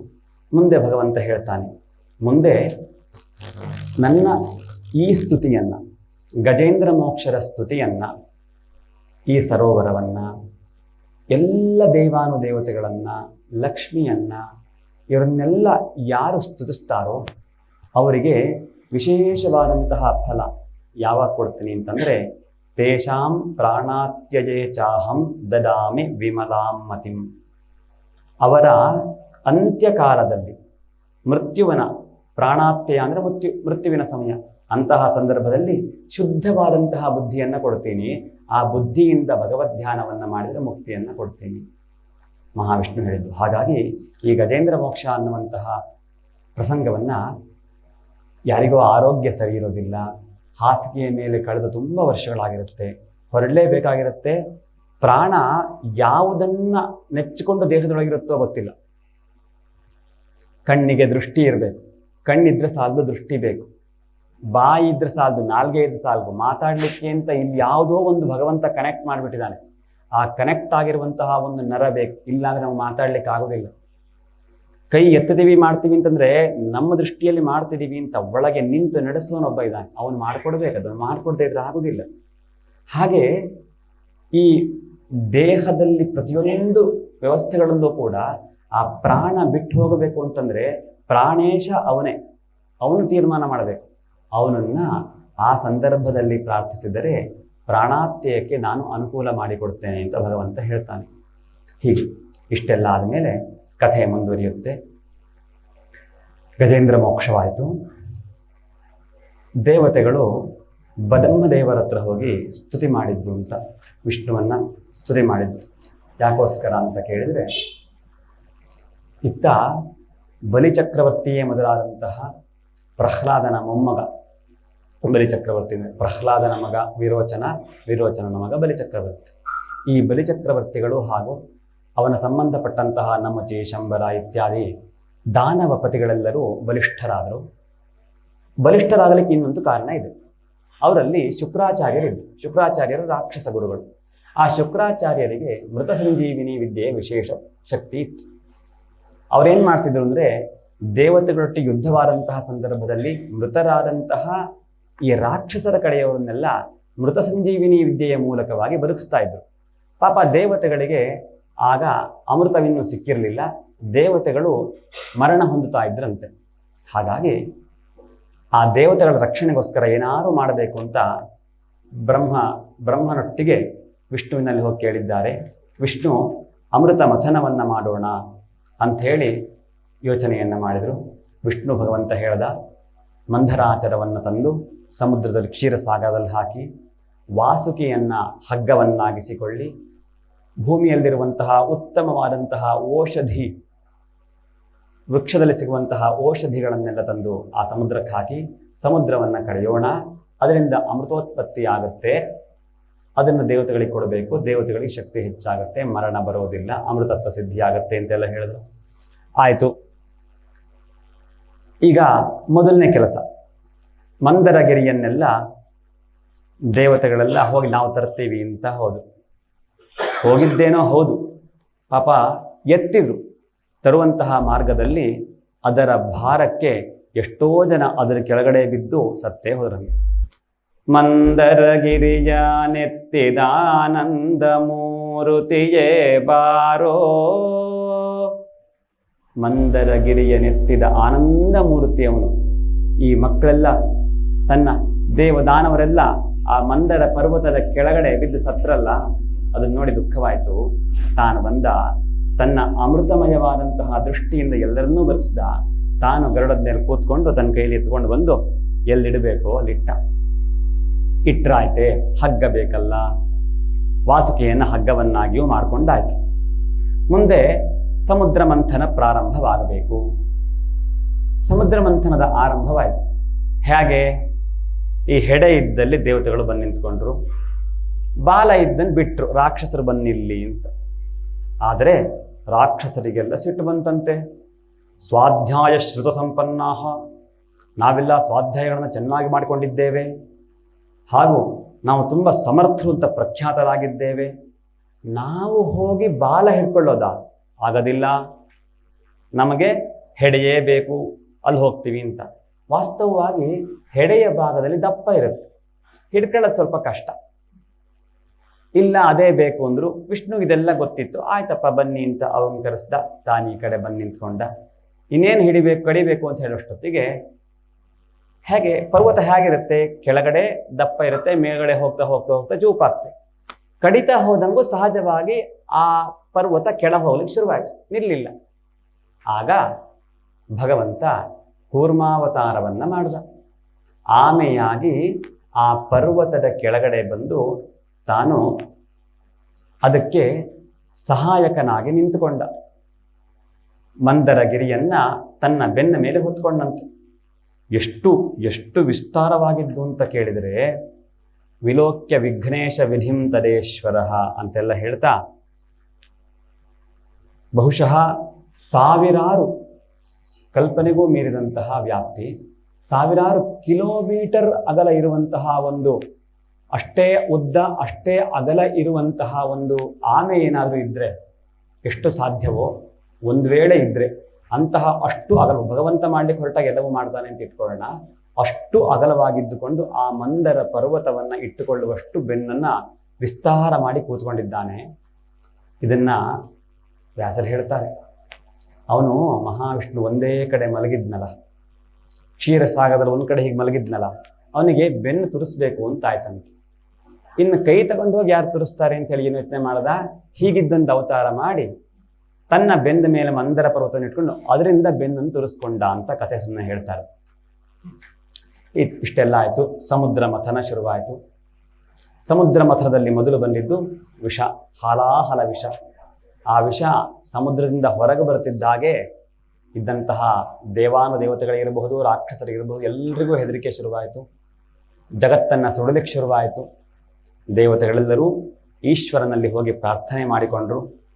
ಈಶ್ವರ ಸಂತೋಷವಾಗಿ ವಿಷವನ್ನು ಕುಡಿತೀನಿ ಅಂತ ಒಪ್ಪಿಕೊಂಡ. ಕೆಲವೊಂದಷ್ಟು ಫೋಟೋಗಳಲ್ಲಿ, ಚಿತ್ರದಲ್ಲಿ ಈಶ್ವರ ವಿಷ ಕುಡಿಯುವಂತಹ ಸಂದರ್ಭದಲ್ಲಿ ಪಾರ್ವತಿ ಕುತ್ತಿಗೆಯನ್ನು ಹೀಗೆ ತಡೆದಳು, ಹಾಗಾಗಿ ಅಲ್ಲಿಂದ ಕೆಳಗೆ ಹೋಗಲಿಲ್ಲ ಅಂತ ಕಥೆ ಹೇಳುತ್ತೆ. ಇವರು ವ್ಯಾಸರ ಹಾಗೆ ಹೇಳೋದಿಲ್ಲ, ಬೇರೆ ಕಡೆ ಇರಬಹುದೇನೋ. ತದ್ವಿಷನ್ ಜಗ್ಧುಮಾರೇಭೆ ಪ್ರಭಾವಜ್ಞ ಅನ್ವಮೋದತ. ಅವಳಿಗೆ ಗೊತ್ತಿತ್ತು ಇವನ್ ತಡೆಯಬಲ್ಲ ಇದನ್ನ ಅಂತ. ಪಾರ್ವತಿಗೆ ಇವನ್ ಖಂಡಿತವಾಗಲೂ ತಡೆಯಬಲ್ಲ ಅಂತ ಗೊತ್ತಿತ್ತು. ಹಾಗಾಗಿ ಅವಳೇನು ವಿರೋಧ ಮಾಡಿಲ್ಲ, ಅನುಮೋದನೆ ಮಾಡಿದ್ಲು. ಈಶ್ವರ ಕುಡಿದಂತಹ ವಿಷ ಕಂಠಭಾಗದಲ್ಲಿ ಬಂದು ನೀಲಕಂಠ, ನೀಲಗ್ರೀವನಾದ. ಮುಂದೆ ಕ್ಷೀರಸಾಗರದಲ್ಲಿ ಕಾಮಧೇನು ಉತ್ಪತ್ತಿಯಾಯಿತು. ಆ ಕಾಮಧೇನುವನ್ನು ಋಷಿಗಳು ತಗೊಂಡು ಹೋದರು. ಉಚ್ಚೈಶ್ರವಸ್ ಅನ್ನುವಂತಹ ಬಿಳಿ ಕುದುರೆ ಬಂತು, ಅದನ್ನು ಬಲಿಚಕ್ರವರ್ತಿ ತಗೊಂಡು ಹೋದ. ಐರಾವತ ಬಂತು. ಹೀಗೆ ಒಂದೊಂದೇ ವಿಶೇಷವಾದಂತಹ ದ್ರವ್ಯಗಳೆಲ್ಲ, ವಸ್ತುಗಳೆಲ್ಲ ಬರ್ತಾ ಹೋದು. ಬರ್ತಾ ಬರ್ತಾ ಬರ್ತಾ ಕೊನೆಗೆ ತರಶ್ಚಾವಿರಭೂ ಲಕ್ಷ್ಮೀ ದೇವಿಯ ಉತ್ಪತ್ತಿಯಾಯಿತು. ಆ ಲಕ್ಷ್ಮಿಯನ್ನ ಎಲ್ಲ ದೇವತೆಗಳು ತಾನು ವರಿಸಬೇಕು ಅಂತ ಆಸೆಪಟ್ಟರು. ಆದರೆ ಆ ಲಕ್ಷ್ಮಿ ಮಹಾವಿಷ್ಣುವನ್ನ ಮನಸಾರೆ ವರಿಸಿ ಮಹಾವಿಷ್ಣುವಿನ ಹೃದಯದಲ್ಲಿ ಬಂದು ಆ ಸ್ಥಾನದಲ್ಲಿ ಅಲಂಕರಿಸಿದಳು. ಇದಾದ್ಮೇಲೆ ಕೊನೆಯದಾಗಿ ಧನ್ವಂತರಿ ಅನ್ನುವಂತಹ ವಿಷ್ಣುವಿನ ಇನ್ನೊಂದು ಅವತಾರ ಅಮೃತ ಕಲಶವನ್ನು ಹಿಡಿದುಕೊಂಡು ಸಮುದ್ರದಿಂದ, ಆ ಕ್ಷೀರ ಸಮುದ್ರದಿಂದ ಹೊರಗೆ ಬಂದ. ಧನ್ವಂತರಿ ಕ್ಷೀರ ಸಮುದ್ರದಿಂದ ಹೊರಗೆ ಬರುತ್ತಿದ್ದ ಹಾಗೆ ಈ ದೇವತೆಗಳೆಲ್ಲ ಹೋಗಿ ಕಸಗೊಳ್ಳಬೇಕಿತ್ತು. ಆದರೆ ಆ ಕೆಲಸ ಇವರು ಮಾಡಲಿಲ್ಲ. ರಾಕ್ಷಸರು ಅಮೃತ ಕಲಶ ಬರ್ತಿದ್ದ ಹಾಗೆ ಹೊತ್ಕೊಂಡು ಓಡಿ ಹೋಗ್ಬಿಟ್ರು. ಇಷ್ಟೊತ್ತು ತನಕ ಕಷ್ಟಪಟ್ಟಿದ್ದು ಇವರು ಹೊತ್ಕೊಂಡು ಹೋಗಿದ್ದವರು. ಏನು ಮಾಡೋದು? ಮುಂದೆ ನಿಮಗೆಲ್ಲ ಗೊತ್ತಿರೋ ಹಾಗೆ ಭಗವಂತ ಮೋಹಿನಿಯ ಅವತಾರವನ್ನು ಮಾಡಿದ. ಮೋಹಿನಿಯ ಅವತಾರವನ್ನು ಮಾಡಿ ರಾಕ್ಷಸರ ಬಳಿಗೆಲ್ಲ, ದಾನವರ ಬಳಿಗೆಲ್ಲ ಹೋಗಿ ಸುಮ್ಮನೆ ಆ ಕಡೆ ಈ ಕಡೆ ಓಡಾಡ್ತಾ ಇದ್ದ. ಕೇಳಿದ, ಅವನೇನು ವಿಷ್ಣು ಏನು ಕೇಳಲಿಲ್ಲ. ಯಾಕೆ ಈಸ್ಕೋರ ನೀವು ಜಗಳ ಮಾಡ್ತಾ ಇದ್ದೀರಲ್ಲ, ಯಾಕೋಸ್ಕರ ದೇವಾನುದೇವತೆಗಳ ಜಗಳ ಮಾಡ್ತಾ ಇದ್ರಲ್ಲ, ಏನು ಕಾರಣ ಅಂತ. ಹಾಗಲ್ಲ, ಅಮೃತ ಮಥನ ಮಾಡಿದ್ದೀವಿ, ಈ ಅಮೃತ ಅವರೇನಾದ್ರು ತಗೊಂಡು ಹೋಗ್ಬಿಟ್ಟಾರೋ, ಅಮೃತ ನಮಗೇ ಬೇಕು, ಅದಕ್ಕೋಸ್ಕರ ನಾವಿನ ರಕ್ಷಣೆ ಮಾಡಲಿಕ್ಕೋಸ್ಕರ ಹೋರಾಡ್ತಿದ್ದೀವಿ. ಹೌದೇ? ಹಾಗಾದರೆ ಬೇಕಾದ್ರೆ ನಾನು ಇಟ್ಕೊಳ್ಬೋದು. ಹೌದಲ್ವಾ? ಒಳ್ಳೆ ಹುಡುಗಿ, ಸುಂದರವಾಗಿದ್ದಾಳೆ. ನಮ್ಮಲ್ಲಿ ಒಂದು ಭಾವನೆ ಇವತ್ತಿಗೂ ಇದೆ, ಚೆನ್ನಾಗಿರೋರು ತುಂಬ ಒಳ್ಳೆಯವರು ಅಂತ. ಸ್ವಲ್ಪ ಕಪ್ಪಗಿರೋರು, ಸ್ವಲ್ಪ ದಪ್ಪಗಿರೋರು, ಅಥವಾ ನೋಡಲಿಕ್ಕೆ ಮುಖದಲ್ಲಿ ಸುಂದರವಾಗಿ ಇಲ್ಲದೆ ಇರೋರು, ಅವ್ರು ಸ್ವಲ್ಪ ಒಳ್ಳೆಯವರಲ್ಲ. ಚಂದ ಇರೋರು ಅವ್ರು ಹೆಂಗಿದ್ರು ಒಳ್ಳೆಯವರೇ. ಬೆಳ್ಳಗಿರಬೇಕು, ಉದ್ದಕ್ಕಿರಬೇಕು, ತುಂಬ ಒಳ್ಳೆಯವರು ಅಂತ ಕೆಲವರಿಗಿದೆ, ಎಲ್ರಿಗೂ ಅಲ್ಲ. ಹಾಗೆ ಈ ಮೋಹಿನಿ ಅವತಾರದಲ್ಲಿ ಬಂದಂತಹ ಇವಳನ್ನ ರಾಕ್ಷಸರು ಒಳ್ಳೆಯವಳು ಅಂತ ತಿಳ್ಕೊಂಡ್ಬಿಟ್ರು. ಅವಳ ಕೈಲಿ ಅಮೃತವನ್ನ ಕೊಡ್ಲಿಕ್ಕೆ ಹೊರಟಾಗ ಅವಳು ಒಂದು ಮಾತು ಕೇಳಿದ್ಲು. ಆದ್ರೂ ಅಲ್ಲ, ನಾನು ಹುಡುಗಿ, ನನ್ನನ್ನು ಹೇಗೆ ನಂಬ್ತೀರಿ ನೀವು? ಹೇಳಿ ಕೇಳಿ ನನ್ನ ಮನಸ್ಸು ಚೇಂಜ್ ಆಗಿ ನಾನು ಹೋಗಿ ಅವರಿಗೆ ಕೊಟ್ಟುಬಿಟ್ರೆ ಮುಂದೇನು ಕಥೆ? ಇವಳ ಬಗ್ಗೆ ಅನುಮಾನ ಹೇಳಿದಾಗ ಅವ್ರಿಗೆ ವಿಶ್ವಾಸ ಬಂದ್ಬಿಡುತ್ತೆ. ತಮಾಷೆ ಮಾಡ್ತಿದ್ದಾಳೆ ಇವಳು ಅಂಥೇಳಿ ಅವಳ ಕೈಲಿ ಅಮೃತ ಭಾಜನವನ್ನು ಕೊಟ್ಟು ನಾವು ಅಗ್ನಿ ಕಾರ್ಯಾದಿಗಳನ್ನೆಲ್ಲ ಮುಗಿಸ್ಕೊಂಡು ಬರ್ತೇವೆ ಅಂತೇಳಿ ಹೊರಟರು. ಅವರು ಬರುವಂತಹ ಸಂದರ್ಭಕ್ಕೆ ಸರಿಯಾಗಿ ಅಮೃತ ಪ್ರಾಶನಕ್ಕೋಸ್ಕರ ಶಾಲೆಯನ್ನು ಸಿದ್ಧಪಡಿಸಿದರು. ಆ ಶಾಲೆಯಲ್ಲಿ ಧೂಮವನ್ನು ಹಾಕಿ ಆ ಸಂದರ್ಭಕ್ಕೆ ಬೇಕಾದಂತಹ ಸುಂದರ ವಾತಾವರಣವನ್ನು ಸೃಷ್ಟಿ ಮಾಡಿಕೊಂಡ್ರು. ಒಂದು ಭಾಗದಲ್ಲಿ ದೇವತೆಗಳನ್ನು ಕೂರಿಸಿ ಆಯಿತು, ಇನ್ನೊಂದು ಭಾಗದಲ್ಲಿ ರಾಕ್ಷಸರನ್ನು ಕೂರಿಸಿ ಆಯಿತು. ಮೋಹಿನಿ ದೇವತೆಗಳಿಗೆ ಅಮೃತವನ್ನು ಹಂಚೋದು, ದಾನವರಿಗೆ ಹತ್ತಿರ ಬಂದು ಅಮೃತವನ್ನು ಕೊಟ್ಟಂತೆ ನಡೆಸೋದು, ದೇವತೆಗಳಿಗೆ ಅಮೃತವನ್ನು ಹಂಚೋದು, ಹೀಗೆ ಮಾಡ್ತಾ ಹೋದ್ರು. ಮಾಡ್ತಾ ಮಾಡ್ತಾ ಮಾಡ್ತಾ ಮಾಡ್ತಾ ದಾನವರಿಗೆ ಅಮೃತ ಸಿಗಲಿಲ್ಲ, ದೇವತೆಗಳಿಗೆಲ್ಲ ಸಿಕ್ತು.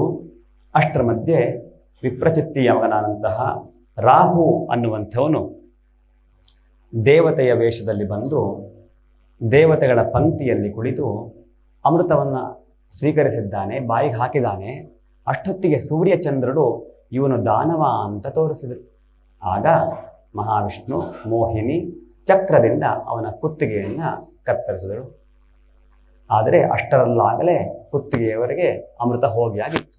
ಹಾಗಾಗಿ ಅವನಿಗೆ ದೇವತ್ವ ಪ್ರಾಪ್ತಿಯಾಯಿತು. ಮುಂದೆ ಗ್ರಹದಲ್ಲಿ ಬಂದು ಸೇರಿಕೊಂಡ ಅಂತ ಕಥೆಗಳನ್ನ ಗೊತ್ತಿತ್ತು. ಇಷ್ಟೆಲ್ಲ ಆಗೋಷ್ಟೊತ್ತಿಗೆ ದಾನವರಿಗೆ ಕೇವಲ ಕಷ್ಟ ಮಾತ್ರ.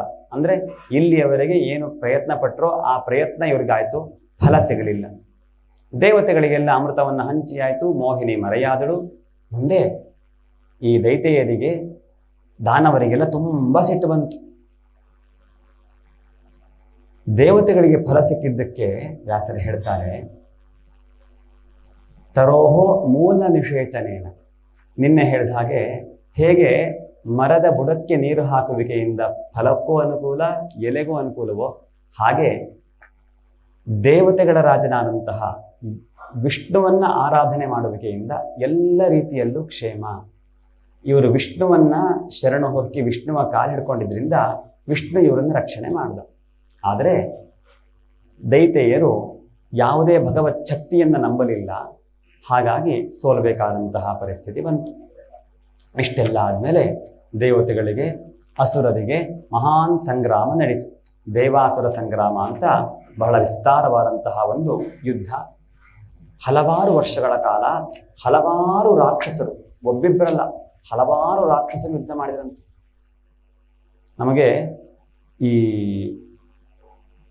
ಬೇರೆ ಬೇರೆ ಪುರಾಣಗಳಲ್ಲಿ ಬರುವಂತಹ, ಭಾಗವತದಲ್ಲಿ ಮಾತ್ರ ಅಲ್ಲ, ಬೇರೆ ಬೇರೆ ಪುರಾಣಗಳಲ್ಲಿ ಬರುವಂತಹ ರಾಕ್ಷಸರ ಯುದ್ಧವೂ ಕೂಡ ಈ ಸಂದರ್ಭದಲ್ಲಿ ಬಂದಿತ್ತು ಅಂತ ವ್ಯಾಸರು ಹೇಳ್ತಾರೆ. ಚಂಡಿ ದುರ್ಗಾ ಸಪ್ತಶತಿ ಅಂತ ನಾವೊಂದು ಪಾರಾಯಣ ಮಾಡ್ತೀವಿ, ಮಾರ್ಕಂಡೇಯ ಪುರಾಣ ಅಂತರ್ಗತವಾಗಿ. ಆ ದುರ್ಗಾ ಸಪ್ತಶತಿಯಲ್ಲಿ ಶುಂಭ ನಿಶುಂಭರು ಅನ್ನುವಂತಹ ರಾಕ್ಷಸರ ಕಥೆ ಬರುತ್ತೆ. ಆ ಶುಂಭ ನಿಶುಂಭರು ಅನ್ನುವಂತಹ ರಾಕ್ಷಸರು ಈ ಸಂದರ್ಭದಲ್ಲಿ ನಿಶುಂಭ ಶುಂಭಯೋರ್ ದೇವಿ ಭದ್ರಕಾಳಿ ತರಸ್ವಿನಿ, ಬೇರೆ ರಾಕ್ಷಸರೊಟ್ಟಿಗೆ ಬೇರೊಂದು ವಿಭಾಗದಲ್ಲಿ ಯುದ್ಧ ಆಗುವಂತಹ ಸಂದರ್ಭದಲ್ಲಿ ಶುಂಭ ನಿಶುಂಭರೊಟ್ಟಿಗೆ ಭದ್ರಕಾಳಿ, ಕಾಳಿ ಸ್ವರೂಪಳಾದಂತಹ ತಾಯಿ ಯುದ್ಧ ಮಾಡಿದ್ದಳು ಅಂತ ಹೇಳ್ತಾರೆ. ಅಷ್ಟು ವಿಸ್ತಾರವಾಗಿದ್ದು, ಒಂದೇ ಕಡೆ ನಡೆದಿದ್ದಲ್ಲ, ಒಂದೇ ದಿವಸ ನಡೆದಿದ್ದಲ್ಲ, ಒಬ್ಬರೇ ಮಾಡಿದ್ದಲ್ಲ, 10,000 ವರ್ಷಗಳ ಕಾಲ ಯುದ್ಧ ನಡೀತು. ಆದರೆ ದೇವತೆಗಳಲ್ಲಿ ಅಮೃತದ ಶಕ್ತಿ ಇದ್ದಿದ್ದರಿಂದ ಯುದ್ಧದಲ್ಲಿ ದೇವತೆಗಳಿಗೆ ಜಯಪ್ರಾಪ್ತಿ ಆಗ್ತಾ ಹೋಯಿತು. ಇದರಲ್ಲೂ ಮುಂದೆ ಕೂಡ ನಮುಚಿ ಅನ್ನುವಂತಹ ಒಬ್ಬ ರಾಕ್ಷಸ ಇದ್ದ. ಆ ನಮುಚಿ ಅನ್ನುವಂತಹ ರಾಕ್ಷಸನ ಇಂದ್ರ ಯುದ್ಧ ಮಾಡ್ತಾ ಇದ್ದ. ಇಂದ್ರನಿಗೆ ನಮುಚಿ ಅನ್ನುವಂತಹ ರಾಕ್ಷಸನನ್ನ ಸಂಹಾರ ಮಾಡಲಿಕ್ಕೆ ಆಗಲಿಲ್ಲ. ಆಗ ಒಂದು ಅಶರೀರವಾಣಿ ಆಯಿತು. ಅವನಿಗೊಂದು ವಿಶೇಷವಾದಂತಹ ವರ ಇದೆ. ಏನು ಅಂತ ಕೇಳಿದರೆ,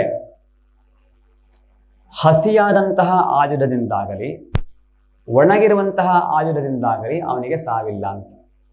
ಆಗ ಇಂದ್ರ ಸುತ್ತಮುತ್ತ ನೋಡ್ದ.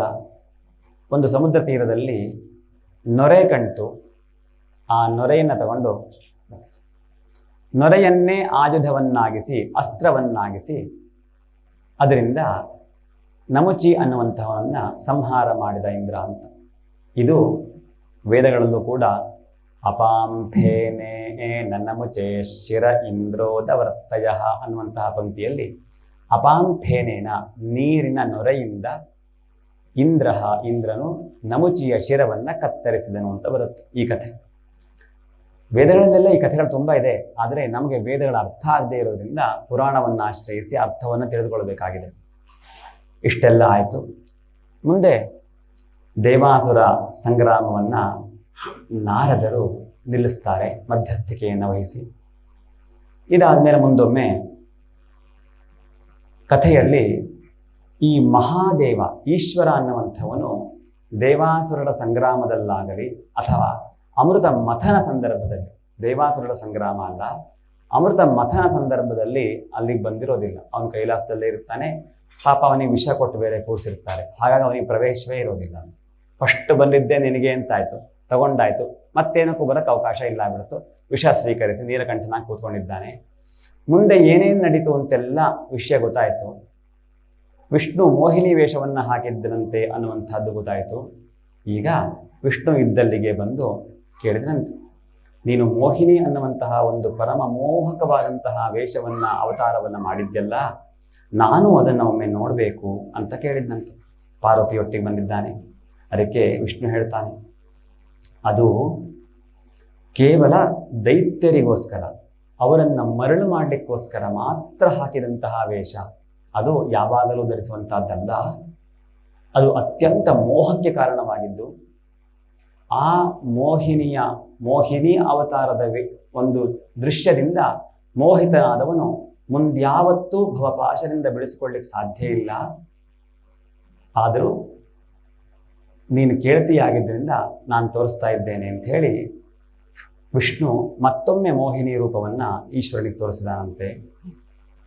ಈಶ್ವರ ಮೋಹಿನಿಯನ್ನು ನೋಡಿದವ ತನ್ನ ಪಕ್ಕದಲ್ಲಿದ್ದಂತಹ ಪಾರ್ವತಿಯನ್ನು ಕೂಡ ಮರೆತು ಮೋಹಿನಿಯ ಹಿಂದೆ ಓಡಿದ್ದಾನೆ. ಮೋಹಿನಿ ಕೂಡ ತಪ್ಪಿಸಿಕೊಳ್ಳುವಂತಹ ನಾಟಕವನ್ನು ಮಾಡಿ, ಸಿಕ್ಕಂತೆ ನಾಟಕ ಮಾಡಿ ತಪ್ಪಿಸಿಕೊಳ್ಳುವಂತೆ ಹೋಗ್ತಾ ಇದ್ದಾಳೆ. ಒಂದೊಂದು ಕ್ಷಣದಲ್ಲಿ ಮುಂದೆ ಮಹಾದೇವ ಹೋಗಿ ಮೋಹಿನಿ ಹಿಡಿದುಕೊಂಡ. ಆ ಕ್ಷಣ ಕಳಿತು, ಮೋಹಿನಿ ತಪ್ಪಿಸಿಕೊಂಡು ಹೋದ್ಲು. ಆದರೆ ದೈವ ಕರ್ಮ ಸಂಯೋಗವಶಾತು ಮಹಾದೇವನಿಗೆ ರೇತಸ್ಖಲನವಾಯಿತು. ಆದರೆ ಅವನಿಗೆ ಲಜ್ಜೆಯಾಗಲಿಲ್ಲ, ನಾಚಿಕೆಯೂ ಆಗಲಿಲ್ಲ, ಅಥವಾ ಹೆದರಿಕೆಯೂ ಆಗಲಿಲ್ಲ, ಅಥವಾ ಮೋಹವೂ ಆವರಿಸಲಿಲ್ಲ. ಆಗ ಮಹಾವಿಷ್ಣು ಹೇಳ್ತಾನಂತ, ನನ್ನ ಈ ಅವತಾರವನ್ನು ನೋಡಿ ಮೋಹದಿಂದ, ಭವದ ಬಂಧನದಿಂದ ಬಿಡಿಸಿಕೊಳ್ಳಲಿಕ್ಕೆ ಸಾಧ್ಯವೇ ಯಾರಿಗೂ ಆಗುವುದಿಲ್ಲ. ಅಂಥದ್ರಲ್ಲಿ ಆ ಕ್ಷಣವನ್ನು ಬಿಟ್ಟು ಮೋಹವನ್ನೇ ಹೊಂದದಿರುವಂತಹ ನೀನೊಬ್ಬನೇ ಭವವನ್ನು ದಾಟಲಿಕ್ಕೆ ಯೋಗ್ಯನಾದವನು ಅಂತ ಹೇಳಿ ಆತ್ಮೀಯತೆಯನ್ನು ತೋರಿಸ್ತಾನಂತ. ಅದಕ್ಕೆ ನಮ್ಮಲ್ಲಿ ಹೇಳೋದು, ಶಿವಸ್ಯ ಹೃದಯಂ ವಿಷ್ಣು, ವಿಷ್ಣುಶ್ಚ ಹೃದಯಂ ಶಿವ ಅಂತ. ಹಾಗೆ ಆ ಕಥೆ ಮುಂದುವರಿತು. ಇದಾದ ನಂತರದಲ್ಲಿ ಬೇರೆ ಬೇರೆ ಮನ್ವಂತರಗಳ ವರ್ಣನೆ, ಸ್ವಯಂಭುವ, ಸ್ವಾರೋಚಿಷ, ಉತ್ತಮ, ತಾಮಸ, ರೈವತ, ಮುಂದೆ ಬರುವಂತಹದ್ದು ಚಾಕ್ಷುಷ, ಆಮೇಲೆ ವೈವಸ್ವರ ಮನ್ವಂತರ ಈಗ ನಡೀತಾ ಇರುವಂಥದ್ದು, ಮತ್ತು ಸೂರ್ಯ ಸಾವರಣಿ, ಧರ್ಮ ಸಾವರಣಿ, ದಕ್ಷ ಸಾವರಣಿ, ರುದ್ರ ಸಾವರಣಿ, ಬ್ರಹ್ಮ ಸಾವರಣಿ, ಇಂದ್ರ ಸಾವರಣಿ, ವೇದ ಸಾವರಣಿ, ಒಟ್ಟು 14 ಮನ್ವಂತರಗಳು. 6 ಮನ್ವಂತರಗಳ ಕಥೆಯಾಯಿತು. 7ನೇ ಮನ್ವಂತರದಲ್ಲಿ ಕಥೆ ಮುಂದುವರಿಯುತ್ತೆ. ಇಷ್ಟೆಲ್ಲ ಆಗಿ ದೇವಾಸುರರ ಸಂಗ್ರಾಮದ ಪರಿಸಮಾಪ್ತಿಯಾಗಿದೆ. ಬಲಿಚಕ್ರವರ್ತಿಗೆ ಯುದ್ಧದಿಂದ ತಾನು ಸೋತೆ ಅನ್ನುವಂತಹ ಅವಮಾನವಾಗಲಿ ದುಃಖವಾಗಲಿ ಆಗಲಿಲ್ಲ. ಬಲಿಚಕ್ರವರ್ತಿ ಜ್ಞಾನಿ, ಹಾಗಾಗಿ ಯುದ್ಧದಲ್ಲಿ ಸೋಲು ಗೆಲುವು ಎರಡೂ ಸಹಜವಾಗಿದ್ದು ಅಂತ ತೆಗೆದುಕೊಂಡ. ಮುಂದೆ ಮತ್ತೊಮ್ಮೆ ಯುದ್ಧವನ್ನು ಮಾಡಬೇಕು ಅಂತ ಹೊರಟ ಶುಕ್ರಾಚಾರ್ಯರು ಅವನಿಗೆ ಬೇಕಾದಂತಹ ಮಾಂತ್ರಿಕ ಶಕ್ತಿಯನ್ನೆಲ್ಲ ಕೊಟ್ಟರು. ಒಂದು ಉತ್ತಮವಾದಂತಹ ಬ್ರಹ್ಮದೇವನು ಅನುಗ್ರಹ ಮಾಡಿದಂತಹ ಕಮಲದ ಮಾಲೆಯನ್ನು ಹಾಕ್ಕೊಂಡ, ಸ್ವರ್ಣಭೂಷಿತವಾದಂತಹ ದಿವ್ಯವಾದಂತಹ ರಥವನ್ನು ಅನುಗ್ರಹ ಮಾಡಿದ. ಆ ರಥವನ್ನು ಏರಿಕೊಂಡು ಬಲಿಚಕ್ರವರ್ತಿ ಮತ್ತೆ ದಿಗ್ವಿಜಯಕ್ಕೆ ಹೊರಟ. ಬಲಿಚಕ್ರವರ್ತಿ ಈ ಸರಿ ಶುಕ್ರಾದಿತ್ಯ ಅಂದರೆ ಶುಕ್ರ ಆಚಾರ್ಯರ ಪರಿಪೂರ್ಣ ಅನುಗ್ರಹದಿಂದ ಯುದ್ಧಕ್ಕೆ ಹೊರಟಿದ್ದಾನೆ. ಒಂದು ಕಡೆಯಿಂದ ಯುದ್ಧವನ್ನು ಮಾಡ್ತಾ ಬಂದಿದ್ದಾನೆ. ಎಲ್ಲ ದೇವತೆಗಳು ಸೋಲ್ತಾ ಇದ್ದಾರೆ.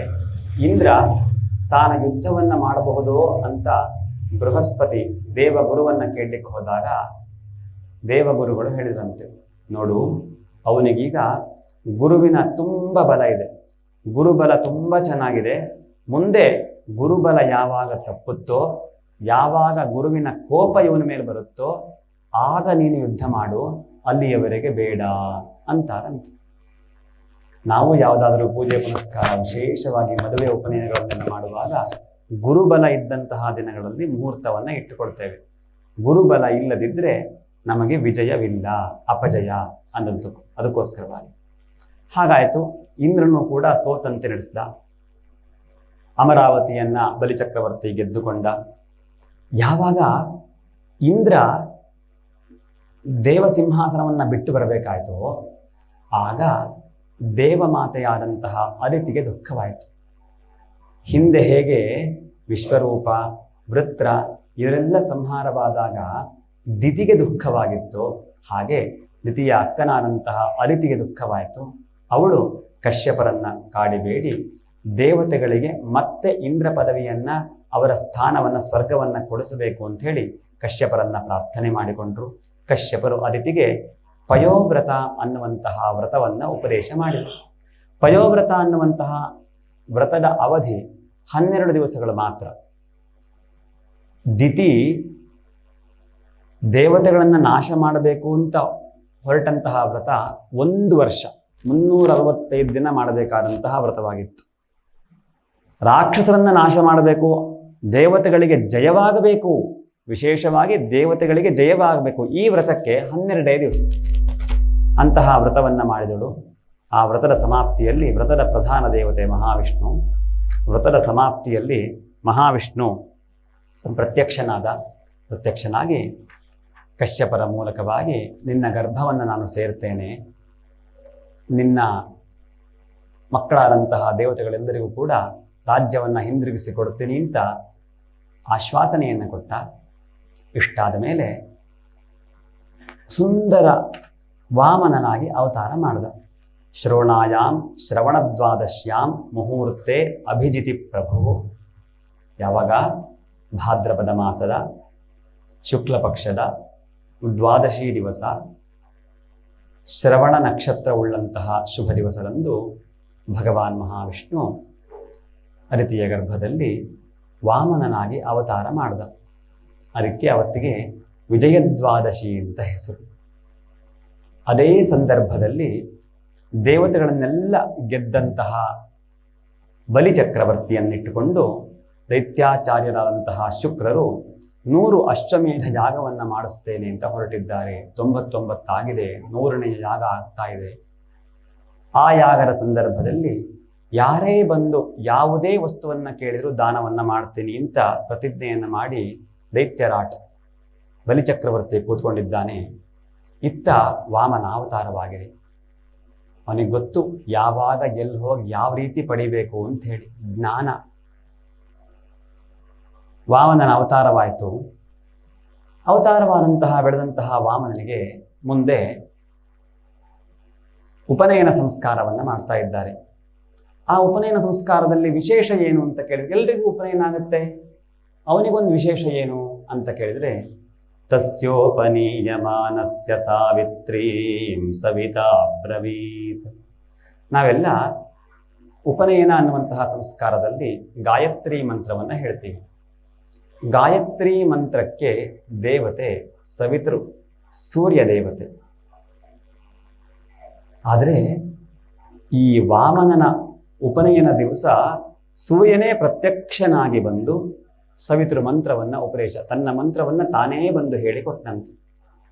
ಮುಂದೆ ಬೃಹಸ್ಪತಿರ್ ಬ್ರಹ್ಮಸೂತ್ರಂ ಮೇಖಲಾಂ ಕಶ್ಯಪೋ ದದಾತ್. ಜನಿವಾರವನ್ನ ದೇವಾಚಾರ್ಯ ಬೃಹಸ್ಪತಿ ಕೊಟ್ಟಿದ್ದು, ಮೇಖಲೆ ಮೌಂಜಿಯನ್ನ ಕಶ್ಯಪರು ಕೊಟ್ಟರು. ದದೌ ಕೃಷ್ಣಾಜಿನಂ ಭೂಮಿ, ಕೃಷ್ಣಾಜಿನವನ್ನ ಭೂಮಿ ಕೊಟ್ಲಂತೆ ಭೂದೇವತೆ. ದಂಡ ಪಲಾಶ ದಂಡವನ್ನ ವನಸ್ಪತಿಗಳಿಗೆ ರಾಜನಾದಂತಹ ಸೋಮ ಚಂದ್ರ ಕೊಟ್ಟನಂತೆ. ತಾಯಿ ಕೌಪೀನಾಚ್ಛಾದನಂ ಮಾತಾ, ಕೌಪೀನವನ್ನ ತಾಯಿ ಕೊಟ್ಲಂತೆ ಅದಿತಿ. ದ್ಯೌಶ್ಛತ್ರಂ ಜಗತೀಪತೇಃ ಜಗತಃ ಪತೇಃ. ಛತ್ರ, ಯಾವ ವಾಮನ ಛತ್ರವನ್ನು ಹಿಡಿದುಕೊಂಡು ಯಾಗಶಾಲೆಗೆ ಹೋಗಬೇಕೋ ಆ ಛತ್ರವನ್ನ ಆಕಾಶ ಕೊಟ್ಟನಂತೆ. ಕಮಂಡಲುಂ ವೇದಗರ್ಭ, ಬ್ರಹ್ಮನೇ ಬಂದು ಕಮಂಡಲವನ್ನು ಕೊಟ್ಟನಂತೆ. ಕುಶಾನ್ ಸಪ್ತರ್ಷಯೋ ದದುಹು, ಸಪ್ತರ್ಷಿಗಳು ದರ್ಭೆಯನ್ನ ಕೊಟ್ರಂತೆ. ಸರಸ್ವತಿ ಜಪದ ಮಣಿಮಾಲೆಯನ್ನ ಕೊಟ್ರಂತೆ. ಇಷ್ಟೆಲ್ಲ ಇತ್ತು. ಮುಂದೆ ಭಿಕ್ಷಾ ಪಾತ್ರೆಯನ್ನ ಯಕ್ಷರಾಟ್ ಕುಬೇರ ಕೊಟ್ಟನಂತೆ. ಭಿಕ್ಷಾಂ ಭಗವತಿ ಸಾಕ್ಷಾತ್ ಅಂಬಿಕಾದೇವಿ ಉಮಾದೇವಿ ಬಂದು ಭಿಕ್ಷೆಯನ್ನ ಹಾಕಿದಳಂತೆ. ಆಯ್ತು. ಸ ಬ್ರಹ್ಮವರ್ಚಸೇ ನೈವಂ ಸಭಾಂ ಸಂಭಾವಿತೋ ವಟುಹು. ಅತ್ಯಂತ ಬ್ರಹ್ಮವರ್ಚಸ್ಸಿಗೆ ಮೂಲಭೂತ ಕಾರಣವಾದಂತಹ ಎಲ್ಲ ಸಂಪತ್ತುಗಳು ವಟು ವಾಮನನಿಗೆ ಸಿದ್ಧವಾಯಿತು. ಆ ಬ್ರಹ್ಮವರ್ಚಸ್ಸಿನಿಂದ ತನ್ನ ಕೈಂಕರ್ಯವನ್ನೆಲ್ಲ, ನಿತ್ಯ ಕರ್ಮಗಳನ್ನು, ಸಮಿಧಾಧಾನಗಳನ್ನೆಲ್ಲ ಮಾಡಿಕೊಂಡು ಸಮಿದ್ಧ ಮಾಹಿತಂ ವಹ್ನಿಂ ಕೃತ್ವಾ ಪರಿಸಮೋಹನಂ, ಅಗ್ನಿ ಕಾರ್ಯವನ್ನ ಮಾಡಿಕೊಂಡು ಅಶ್ವಮೇಧ ಯಾಗವನ್ನ ಬಲಿಚಕ್ರವರ್ತಿ ಮಾಡ್ತಾ ಇದ್ದಾನೆ ಅಂತ ಕೇಳಿ ಅಲ್ಲಿ ಹೊರಟನಂತೆ. ಹೇಗೆ ಹೋಗ್ತಾ ಇದ್ದಾನೆ ಕೇಳಿದ್ರೆ, ತನ್ನರ್ಮದಾಯಾಸ್ತಟ ಉತ್ತರೇ ಬಲೇಹೇ, ನರ್ಮದೆಯ ಉತ್ತರ ಭಾಗದಲ್ಲಿ ಬಲಿಯ ಯಾಗಶಾಲೆಯಲ್ಲಿ ಯಾವ ಋತ್ವಿಜರು ಅತ್ಯಂತ ಸುಂದರವಾದಂತಹ ಹಯಮೇಧ ಯಾಗವನ್ನು ಮಾಡ್ತಾ ಇದ್ರೋ ಅಲ್ಲಿ ಹೋಗ್ತಾ ಇದ್ದಾನೆ. ಛತ್ರಂ ಸದಂಡಂ ಸಜಲಂ ಕಮಂಡಲಂ ವಿವೇಶ ಬಿಭ್ರದ್ಧಯ ಮೇಧವಾಟಂ. ಛತ್ರವನ್ನು ಹಿಡಿದುಕೊಂಡಿದ್ದಾನೆ. ಸದಂಡಂ, ದಂಡ ಪಲಾಶ ದಂಡವನ್ನು ಹಿಡಿದುಕೊಂಡಿದ್ದಾನೆ. ಸಜಲಂ ಕಮಂಡಲಂ, ಕಮಂಡಲುವಿನಲ್ಲಿ ನೀರಿದೆ. ಪುಟ್ಟ ಮಾಯಾಮಾನವಕ ಹರಿ, ಪುಟ್ಟ ಹುಡುಗ ಯಾಗಶಾಲೆಯ ಹತ್ತಿರಕ್ಕೆ ಬರ್ತಾ ಇದ್ದಾನೆ. ಈ ವಾಮನ ಬರುವಂತಹ ಸಂದರ್ಭದಲ್ಲಿ ಆ ಹಯಮೇಧ ಅಶ್ವಮೇಧ ಆಗುವಂತಹ ಯಾಗಶಾಲೆಯಲ್ಲಿದ್ದಂತಹ ಋತ್ವಿಜರು, ಯಜಮಾನನು, ಆಚಾರ್ಯರು, ಶುಕ್ರಾಚಾರ್ಯರೆಲ್ಲರೂ ಕೂಡ ಪೂರ್ವ ದಿಗ್ಭಾಗದಲ್ಲಿ ನೋಡ್ತಾ ಇದ್ದಾರೆ. ಅಲ್ಲಿ ಅತ್ಯಂತ ಪ್ರಭಾ ಪುಂಜ, ಯಾವುದೋ ಒಂದು ಬೆಳಕು ಬಂದ ಹಾಗೆ ಕಾಣಿಸ್ತಾ ಇದೆ. ಮೊದಲಿಗೆ ಬೆಳಕಿನ ಉದ್ದಗಲವನ್ನು ನೋಡಿ ಬಹಳ ಉದ್ದವಿಲ್ಲ, ಸಣ್ಣ ಇರೋದ್ರಿಂದ ಸನತ್ಕುಮಾರಾದಿಗಳು ತೇಜಃಪುಂಜರು ಬಂದಿದ್ದಾರೇನೋ ಅಂತ ತಿಳ್ಕೊಂಡ್ರು. ಇಲ್ಲ, ನಿಧಾನವಾಗಿ ಹತ್ರ ಬಂದಿದ್ದಾನೆ ವಾಮನ. ಆಗ ಶುದ್ಧವಾಗಿ ಒಬ್ಬ ಬ್ರಹ್ಮಚಾರಿ ಬಂದಂತೆ ಎಲ್ಲರಿಗೂ ಭಾಸವಾಯಿತು. ಹೌದು, ಬ್ರಹ್ಮಚಾರಿ ಬಂದಿದ್ದಾನೆ ಅಂತ ಎಲ್ಲರಿಗೂ ನಿಶ್ಚಯವಾಯಿತು. ಬಂದಂತಹ ಬ್ರಹ್ಮಚಾರಿಯನ್ನ ಸ್ವಾಗತೇನಾಭಿನಂದ್ಯಾಥ ಪಾದೌ ಭಗವತೋ ಬಲಿಹಿ ಅವನಿಜ್ಯಾರ್ಚಯಾಮಾಸ ಮುಕ್ತ ಸಂಗಮನೋರಮಂ. ಬಂದಂತಹ ಬ್ರಹ್ಮಚಾರಿಯನ್ನ, ವಾಮನನನ್ನ, ಅವನಿಗೆ ಬೇಕಾದಂತಹ ಆ ಪುಟ್ಟ ವಾಮನನಿಗೆ ಎಷ್ಟು ದೊಡ್ಡ ಪೀಠ ಬೇಕೋ ಅಷ್ಟು ದೊಡ್ಡ ಪೀಠದಲ್ಲಿ ವಾಮನನನ್ನ ಕೂರಿಸಿಕೊಂಡಿದ್ದಾರೆ. ಕೂತಂತಹ ವಾಮನನ ಪುಟ್ಟ ಪುಟ್ಟ ಕಾಲುಗಳನ್ನು ಚಿನ್ನದ ತಟ್ಟೆಯಲ್ಲಿಟ್ಟು ವಿಂಧ್ಯಾವಲಿಯೊಟ್ಟಿಗೆ ಬಲಿಚಕ್ರವರ್ತಿ ಕಾಲನ್ನ ತೊಳಿತಾ ಇದ್ದಾನಂತೆ. ಭಗವಂತನನ್ನ ಕಾಲು ತೊಳೆದು ಸೇವೆ ಮಾಡುವಂತಹ ಅವಕಾಶ ಎಂತೆಂತಹ ಋಷಿಮುನಿಗಳಿಗೋ ದೇವಾನುದೇವತೆಗಳಿಗೋ ಸಿಕ್ಕಿರಲಿಲ್ಲ. ಆದರೆ ಬಲಿಚಕ್ರವರ್ತಿಯ ಪುಣ್ಯವಶಾತು ಅಂತಹ ಸದವಕಾಶ ಸಿಕ್ಕಿದೆ. ಅವನ ವಾಮನನ ಕಾಲುಗಳನ್ನು ತೊಳೆದು ಆ ನೀರನ್ನ ತನ್ನ ತಲೆಯ ಮೇಲೆ, ವಿಂಧ್ಯಾವಲಿಯ ತಲೆಯ ಮೇಲೆ ಪ್ರೋಕ್ಷಣೆ ಮಾಡಿದ್ದಾನೆ. ಅವನನ್ನು ಕೈ ಹಿಡ್ಕೊಂಡು ಬಂದು ಸರಿಯಾದ ಜಾಗದಲ್ಲಿ ಕೂರಿಸಿ, ಸ್ವಾಗತಂತೆ ನಮಸ್ತುಭ್ಯಂ ಬ್ರಹ್ಮನ್ ಕಿಂಕರವಾಮತೆ.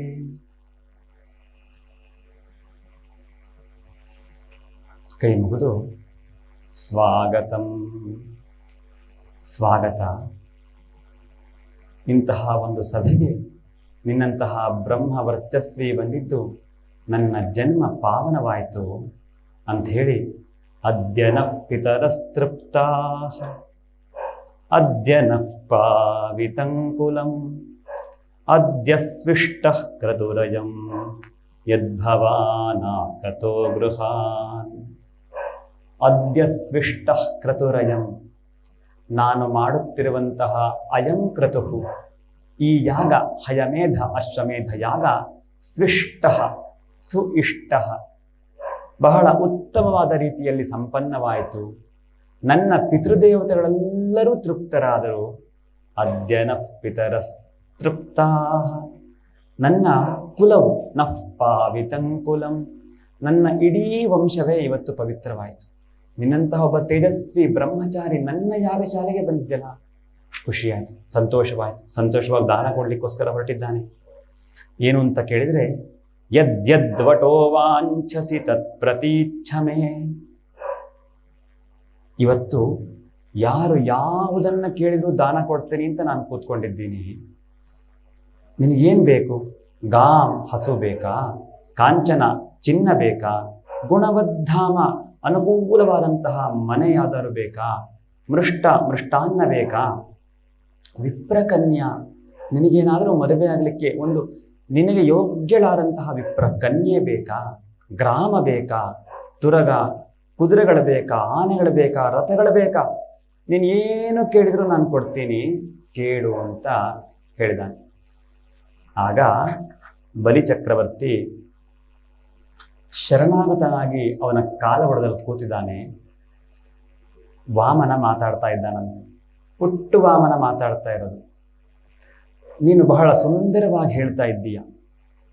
ನಿನ್ನ ಮಾತುಗಳು ನಿನ್ನ ಕುಲಕ್ಕೆ ಭೂಷಣವಾಗಿದೆ. ಯಾಕೆಂದರೆ ನಿನ್ನ ಅಜ್ಜ ಪ್ರಹ್ಲಾದ ಇದ್ನಲ್ಲ, ಯಾರು ಹೇಳ್ತಿರೋದು ಮಾತಿದು? ವಾಮನ ಹೇಳ್ತಾ ಇರೋದು. ನಿನ್ನ ಅಜ್ಜ ಪ್ರಹ್ಲಾದ ಪ್ರತ್ಯಕ್ಷ ಮಹಾವಿಷ್ಣುವನ ದರ್ಶನ ಮಾಡಿಕೊಂಡವನು. ವರ ಬೇಕಾ ಅಂತ ಕೇಳಿದರೆ ಏನು ಬೇಡ ಅಂತ ಹೇಳಿದವನು. ಭಗವಂತನಿಂದಲೇ ಏನನ್ನೂ ಅಪೇಕ್ಷೆ ಪಡೆದಂತಹ ಜ್ಞಾನಿ.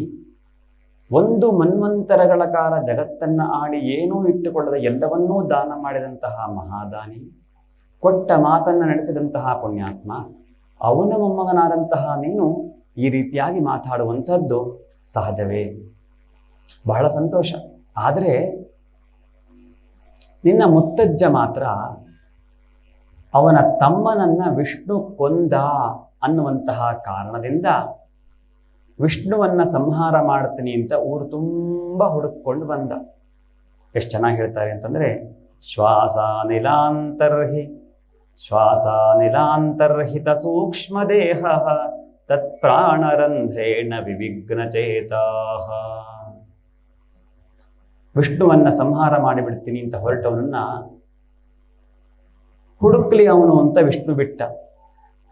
ಎಲ್ಲಿ ಕದ್ದು ಕೂತ ಕೇಳಿದ್ರೆ ಎಲ್ಲೂ ಕದ್ದು ಕೂತಿರ್ಲಿಲ್ಲ. ನಾವು ನಿನ್ನೆ ಮಾತಾಡಿದ್ವಿ ಇದನ್ನು.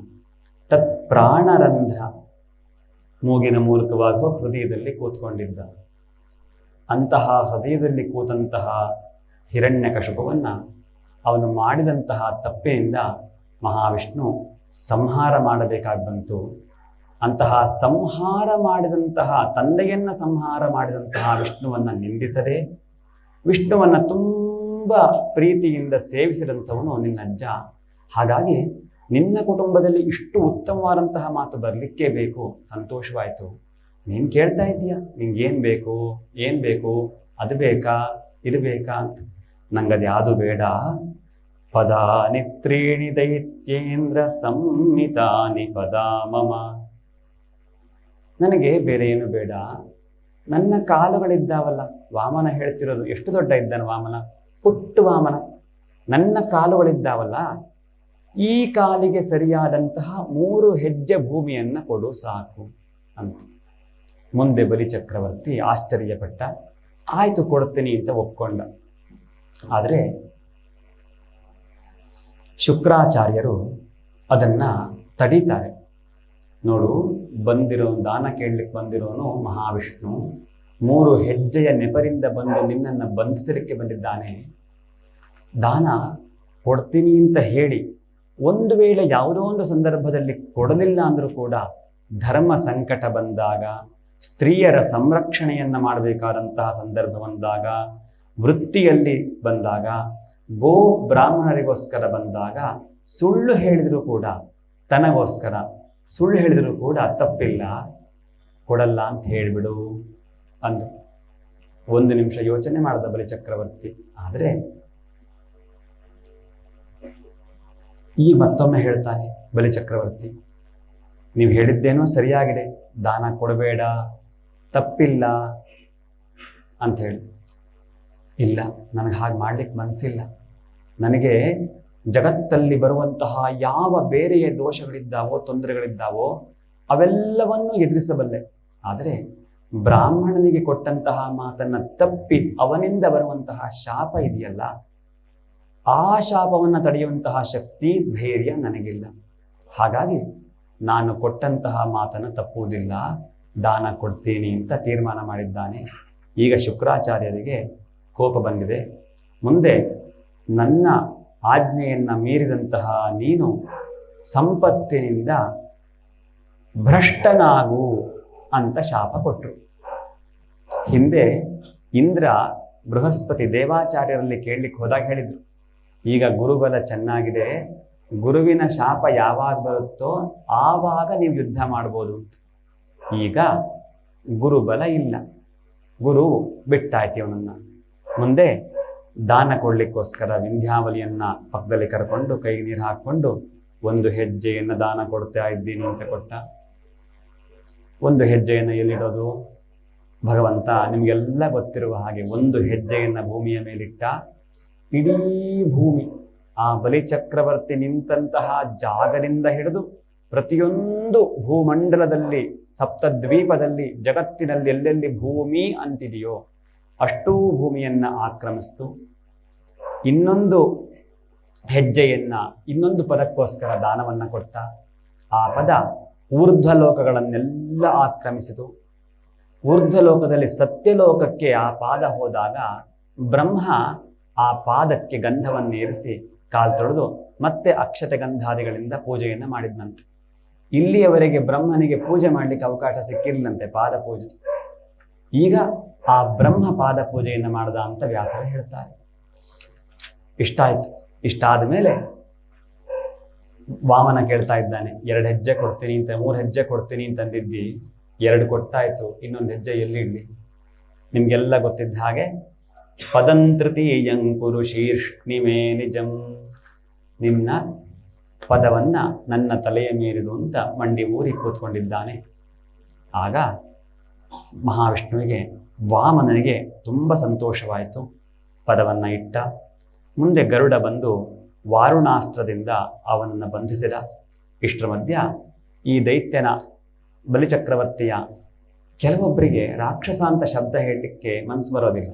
ಬಲಿಚಕ್ರವರ್ತಿ ರಾಕ್ಷಸನೇ ಆದರೂ ಕೂಡ, ವಿಭೀಷಣ ರಾಕ್ಷಸ ಕುಲದವನೇ ಆದರೂ ಕೂಡ ಆ ಶಬ್ದ ಬಳಸಲಿಕ್ಕಾಗೋದಿಲ್ಲ. ಯಾಕಂದ್ರೆ ಆ ತೇಜಸ್ಸು ಹಾಗಿರುತ್ತೆ ವ್ಯಕ್ತಿಯದ್ದು. ಈ ಬಲಿಚಕ್ರವರ್ತಿಯ ತೇಜಸ್ಸು ಹಾಗೆ. ಅವನು ದೈತ್ಯ ಅಂತಲೋ ರಾಕ್ಷಸ ಅಂತಲೋ ಹೇಳಲಿಕ್ಕಾಗಲ್ಲ, ಬಲಿಚಕ್ರವರ್ತಿ ಅಂತ ಹೇಳಬೇಕು, ಅಂತಹ ತೇಜಸ್ಸು. ಹಾಗೆ ಅಂತಹ ಬಲಿಚಕ್ರವರ್ತಿಯ ಸೈನಿಕರು ಯುದ್ಧ ಮಾಡಲಿಕ್ಕೆ, ವಿಷ್ಣು ಪಾರ್ಶ್ವದರೊಟ್ಟಿಗೆ ಯುದ್ಧ ಮಾಡಲಿಕ್ಕೆ ಅಂತ ಬಂದರು. ವಿಷ್ಣುವಿನ ಕಡೆಯವರು ಕೂಡ ಯುದ್ಧ ಮಾಡಲಿಕ್ಕೆ ಅಂತ ಬಂದು ಸಣ್ಣದಾಗ ಒಂದು ಯುದ್ಧವೂ ಆಯಿತು. ಆಮೇಲೆ ಬಲಿಚಕ್ರವರ್ತಿಯೇ ನಿವಾರಿಸಿದ, ಬೇಡ, ಯಾರು ಯುದ್ಧ ಮಾಡುವುದು ಬೇಡ ಅಂತೇಳಿ ನಿವಾರಿಸಿದ. ಮುಂದೆ ಹಾಗೆ ಮುಂದುವರಿತು. ಅಲ್ಲಿಗೆ ಪ್ರಹ್ಲಾದರಾಯ ಬಂದಂತೆ. ಪ್ರಹ್ಲಾದ ಅಲ್ಲಿಗೆ ಬಂದಿದ್ದಾನೆ. ಪ್ರಹ್ಲಾದ ಮಹಾವಿಷ್ಣುವಿಗೆ ವಾಮನನಿಗೆ ನಮಸ್ಕಾರ ಮಾಡಿದ್ದಾನೆ. ಮುಂದೆ ಪ್ರಹ್ಲಾದ ಬಲಿಚಕ್ರವರ್ತಿಯ ಸಂಭಾಷಣೆ ನಡೆಯುತ್ತೆ. ಬಲಿಚಕ್ರವರ್ತಿ ಕ್ಷಮೆ ಕೇಳ್ತಾನೆ, ನಾನು ಎದ್ದು ನಮಸ್ಕಾರ ಮಾಡ್ಲಿಕ್ಕಾಗ್ತಿಲ್ಲ ಅಜ್ಜ, ಕ್ಷಮಿಸಿ ಅಂತ ಹೇಳಿ. ನೀನು ಒಳ್ಳೆ ಕೆಲಸವನ್ನ ಮಾಡಿದ್ದೀಯಾ, ಮಹಾವಿಷ್ಣುವಿಗೆ ಇಡೀ ಜಗತ್ತನ್ನ ನೀನು ಜಯಿಸಿದ್ದನ್ನು ದಾನ ಕೊಟ್ಟಿದ್ದೀಯಾ ಅಂತ ಪ್ರಹ್ಲಾದನಿಗೂ ಸಂತೋಷವಾಯಿತು. ತನ್ನ ಮೊಮ್ಮಗನ ದಾನಶೀಲತ್ವವನ್ನು ಮೆಚ್ಚಿಕೊಂಡ. ಇದಾದ ಮೇಲೆ ಮಹಾವಿಷ್ಣುವು ಕೂಡ ಸಂತೋಷವಾಗಿ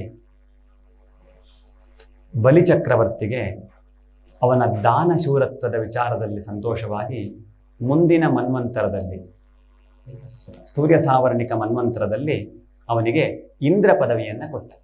ಇಂದ್ರ ಪದವಿಯನ್ನು ಅನುಗ್ರಹ ಮಾಡಿ ಮುಂದೆ ಅವನ್ನ ಸುತಲಕ್ಕೆ ಹೋಗಿ ವಾಸಿಸುವಂತೆ ಆಜ್ಞೆ ಮಾಡಿದ. ಆ ರಾಕ್ಷಸನ ಉಳಿದಂತಹ ಎಲ್ಲ ರಾಕ್ಷಸರು ಕೂಡ ಬಲಿಚಕ್ರವರ್ತಿಗೆ ಹೋಗಿ ಬಲಿಚಕ್ರವರ್ತಿಯ ಒಟ್ಟಿಗೆ ಹೋಗಿ ಸುತಲದಲ್ಲಿ ವಾಸ ಮಾಡಿದರು. ಅಲ್ಲಿ ವಿಷ್ಣು ತನ್ನ ಚಕ್ರದಿಂದ ಯಾವಾಗಲೂ ನಿನ್ನನ್ನು ಸಂರಕ್ಷಣೆ ಮಾಡ್ತೀನಿ ಅಂತ ಮಾತು ಕೊಟ್ಟ ಒಂದು ಭಾಗದಲ್ಲಿ.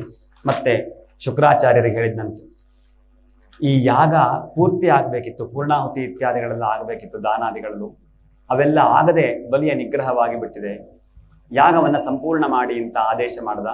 ಶುಕ್ರಾಚಾರ್ಯರು ಹೇಳಿದ್ರಂತೆ ಎಲ್ಲ ಯಾಗ ಪೂಜೆ ಪುನಸ್ಕಾರಗಳಲ್ಲೆಲ್ಲ ಕೂಡ ಏನೇ ಛಿದ್ರ ಆದರೂ ಕೂಡ, ತೊಂದರೆ ಆದರೂ ಕೊನೆಗೆ ಅಚ್ಯುತಾಯ ನಮಃ, ಅನಂತಾಯ ನಮಃ, ಗೋವಿಂದಾಯ ನಮಃ ಅಂತ ನಿನ್ನ ಹೆಸರು ಹೇಳಿಬಿಟ್ರೆ ಅದು ಸಂಪೂರ್ಣವಾಗುತ್ತೆ. ಇನ್ಯಾಕೆ ಅದೆಲ್ಲ ಮಾಡಬೇಕು ಅಂತ. ಆದರೆ ಬೇಡ, ನಿನ್ನ ಆಜ್ಞೆ ಆಗಿರೋದು ನಾನು ಮಾಡ್ತೀನಿ ಅಂಥೇಳಿ ಅವನ ಸಮಕ್ಷಮದಲ್ಲಿ ಯಾಗ ಪೂರ್ತಿಯನ್ನು ಮಾಡ್ದ. ಹೀಗೆ ಬಲಿಚಕ್ರವರ್ತಿಯ ನಿಗ್ರಹವನ್ನು ಮಾಡಿ ಮಹಾವಿಷ್ಣು ವಾಮನ ದೇವತೆಗಳಿಗೆ ಮತ್ತೆ ಸ್ವರ್ಗವನ್ನು ಗೆಲ್ಲಿಸಿಕೊಟ್ಟ. ಅದಿತಿಯ ಪಯೋವ್ರತ ಸಫಲವಾಯಿತು. ಮುಂದೆ ಮತ್ಸ್ಯಾವತಾರದ ಕಥೆ. ಮತ್ಸ್ಯಾವತಾರದ ಕಥೆ ನಾವು ಸಾಧಾರಣವಾಗಿ ಹೇಳುವಾಗ ದಶಾವತಾರಗಳಲ್ಲಿ ಮತ್ಸ್ಯ ಕೂರ್ಮ ವರಾಹ ಅಂತಲೇ ಶುರು ಮಾಡೋದು. ಕಥೆಗಳನ್ನು ಹೇಳುವಾಗ ಮತ್ಸ್ಯ ಕೂರ್ಮ ಅಂತಲೇ ಶುರು ಮಾಡೋದು. ಆದರೆ ಇಲ್ಲಿ ಭಾಗವತದಲ್ಲಿ ಕಥೆ ಹೇಳುವಂತಹ ಪ್ರಸಂಗ ಬರೋದು ಮಾತ್ರ ವಾಮನಾವತಾರ ಆದ್ಮೇಲೆ ಮತ್ಸ್ಯಾವತಾರ ಬರುತ್ತೆ. ಹಾಗೆ ಒಮ್ಮೆ ಕೃತಮಾಲಾ ನದಿಯ ತೀರದಲ್ಲಿ ಸತ್ಯವ್ರತ ಅನ್ನುವಂತಹ ಒಬ್ಬ ರಾಜ ಅನುಷ್ಠಾನ ಮಾಡುತ್ತಾ ಇರುತ್ತಾನೆ. ಬ್ರಹ್ಮಜ್ಞಾನಿ ಅನುಷ್ಠಾನ ಮಾಡ್ತಾ ಇರುತ್ತಾನೆ. ರಾಜ ಅವನು ಅನುಷ್ಠಾನ ಮಾಡುವಂತಹ ಸಂದರ್ಭದಲ್ಲಿ ಅರ್ಘ್ಯ ಕೊಡ್ಲಿಕ್ಕೆ ಅಂತ ನೀರು ತಗೊಂಡಿದ್ದಾನೆ. ಆ ನೀರಲ್ಲಿ ಒಂದು ಸಣ್ಣ ಮೀನು ಬಂದಿದೆ.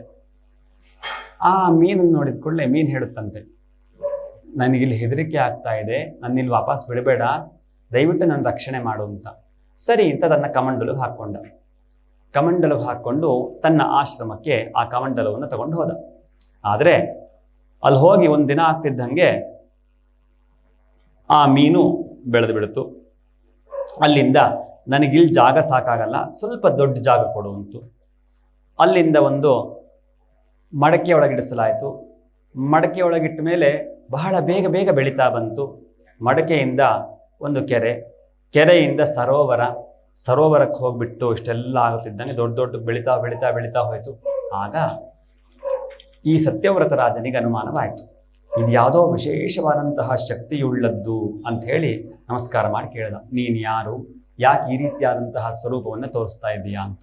ಅದಕ್ಕೆ ಆ ಮತ್ಸ್ಯ ಮೀನು ಹೇಳುತ್ತಂತೆ, ಇಂದಿನಿಂದ 7ನೇ ದಿನದ ಒಳಗಡೆ ಪ್ರಳಯವಾಗುತ್ತೆ.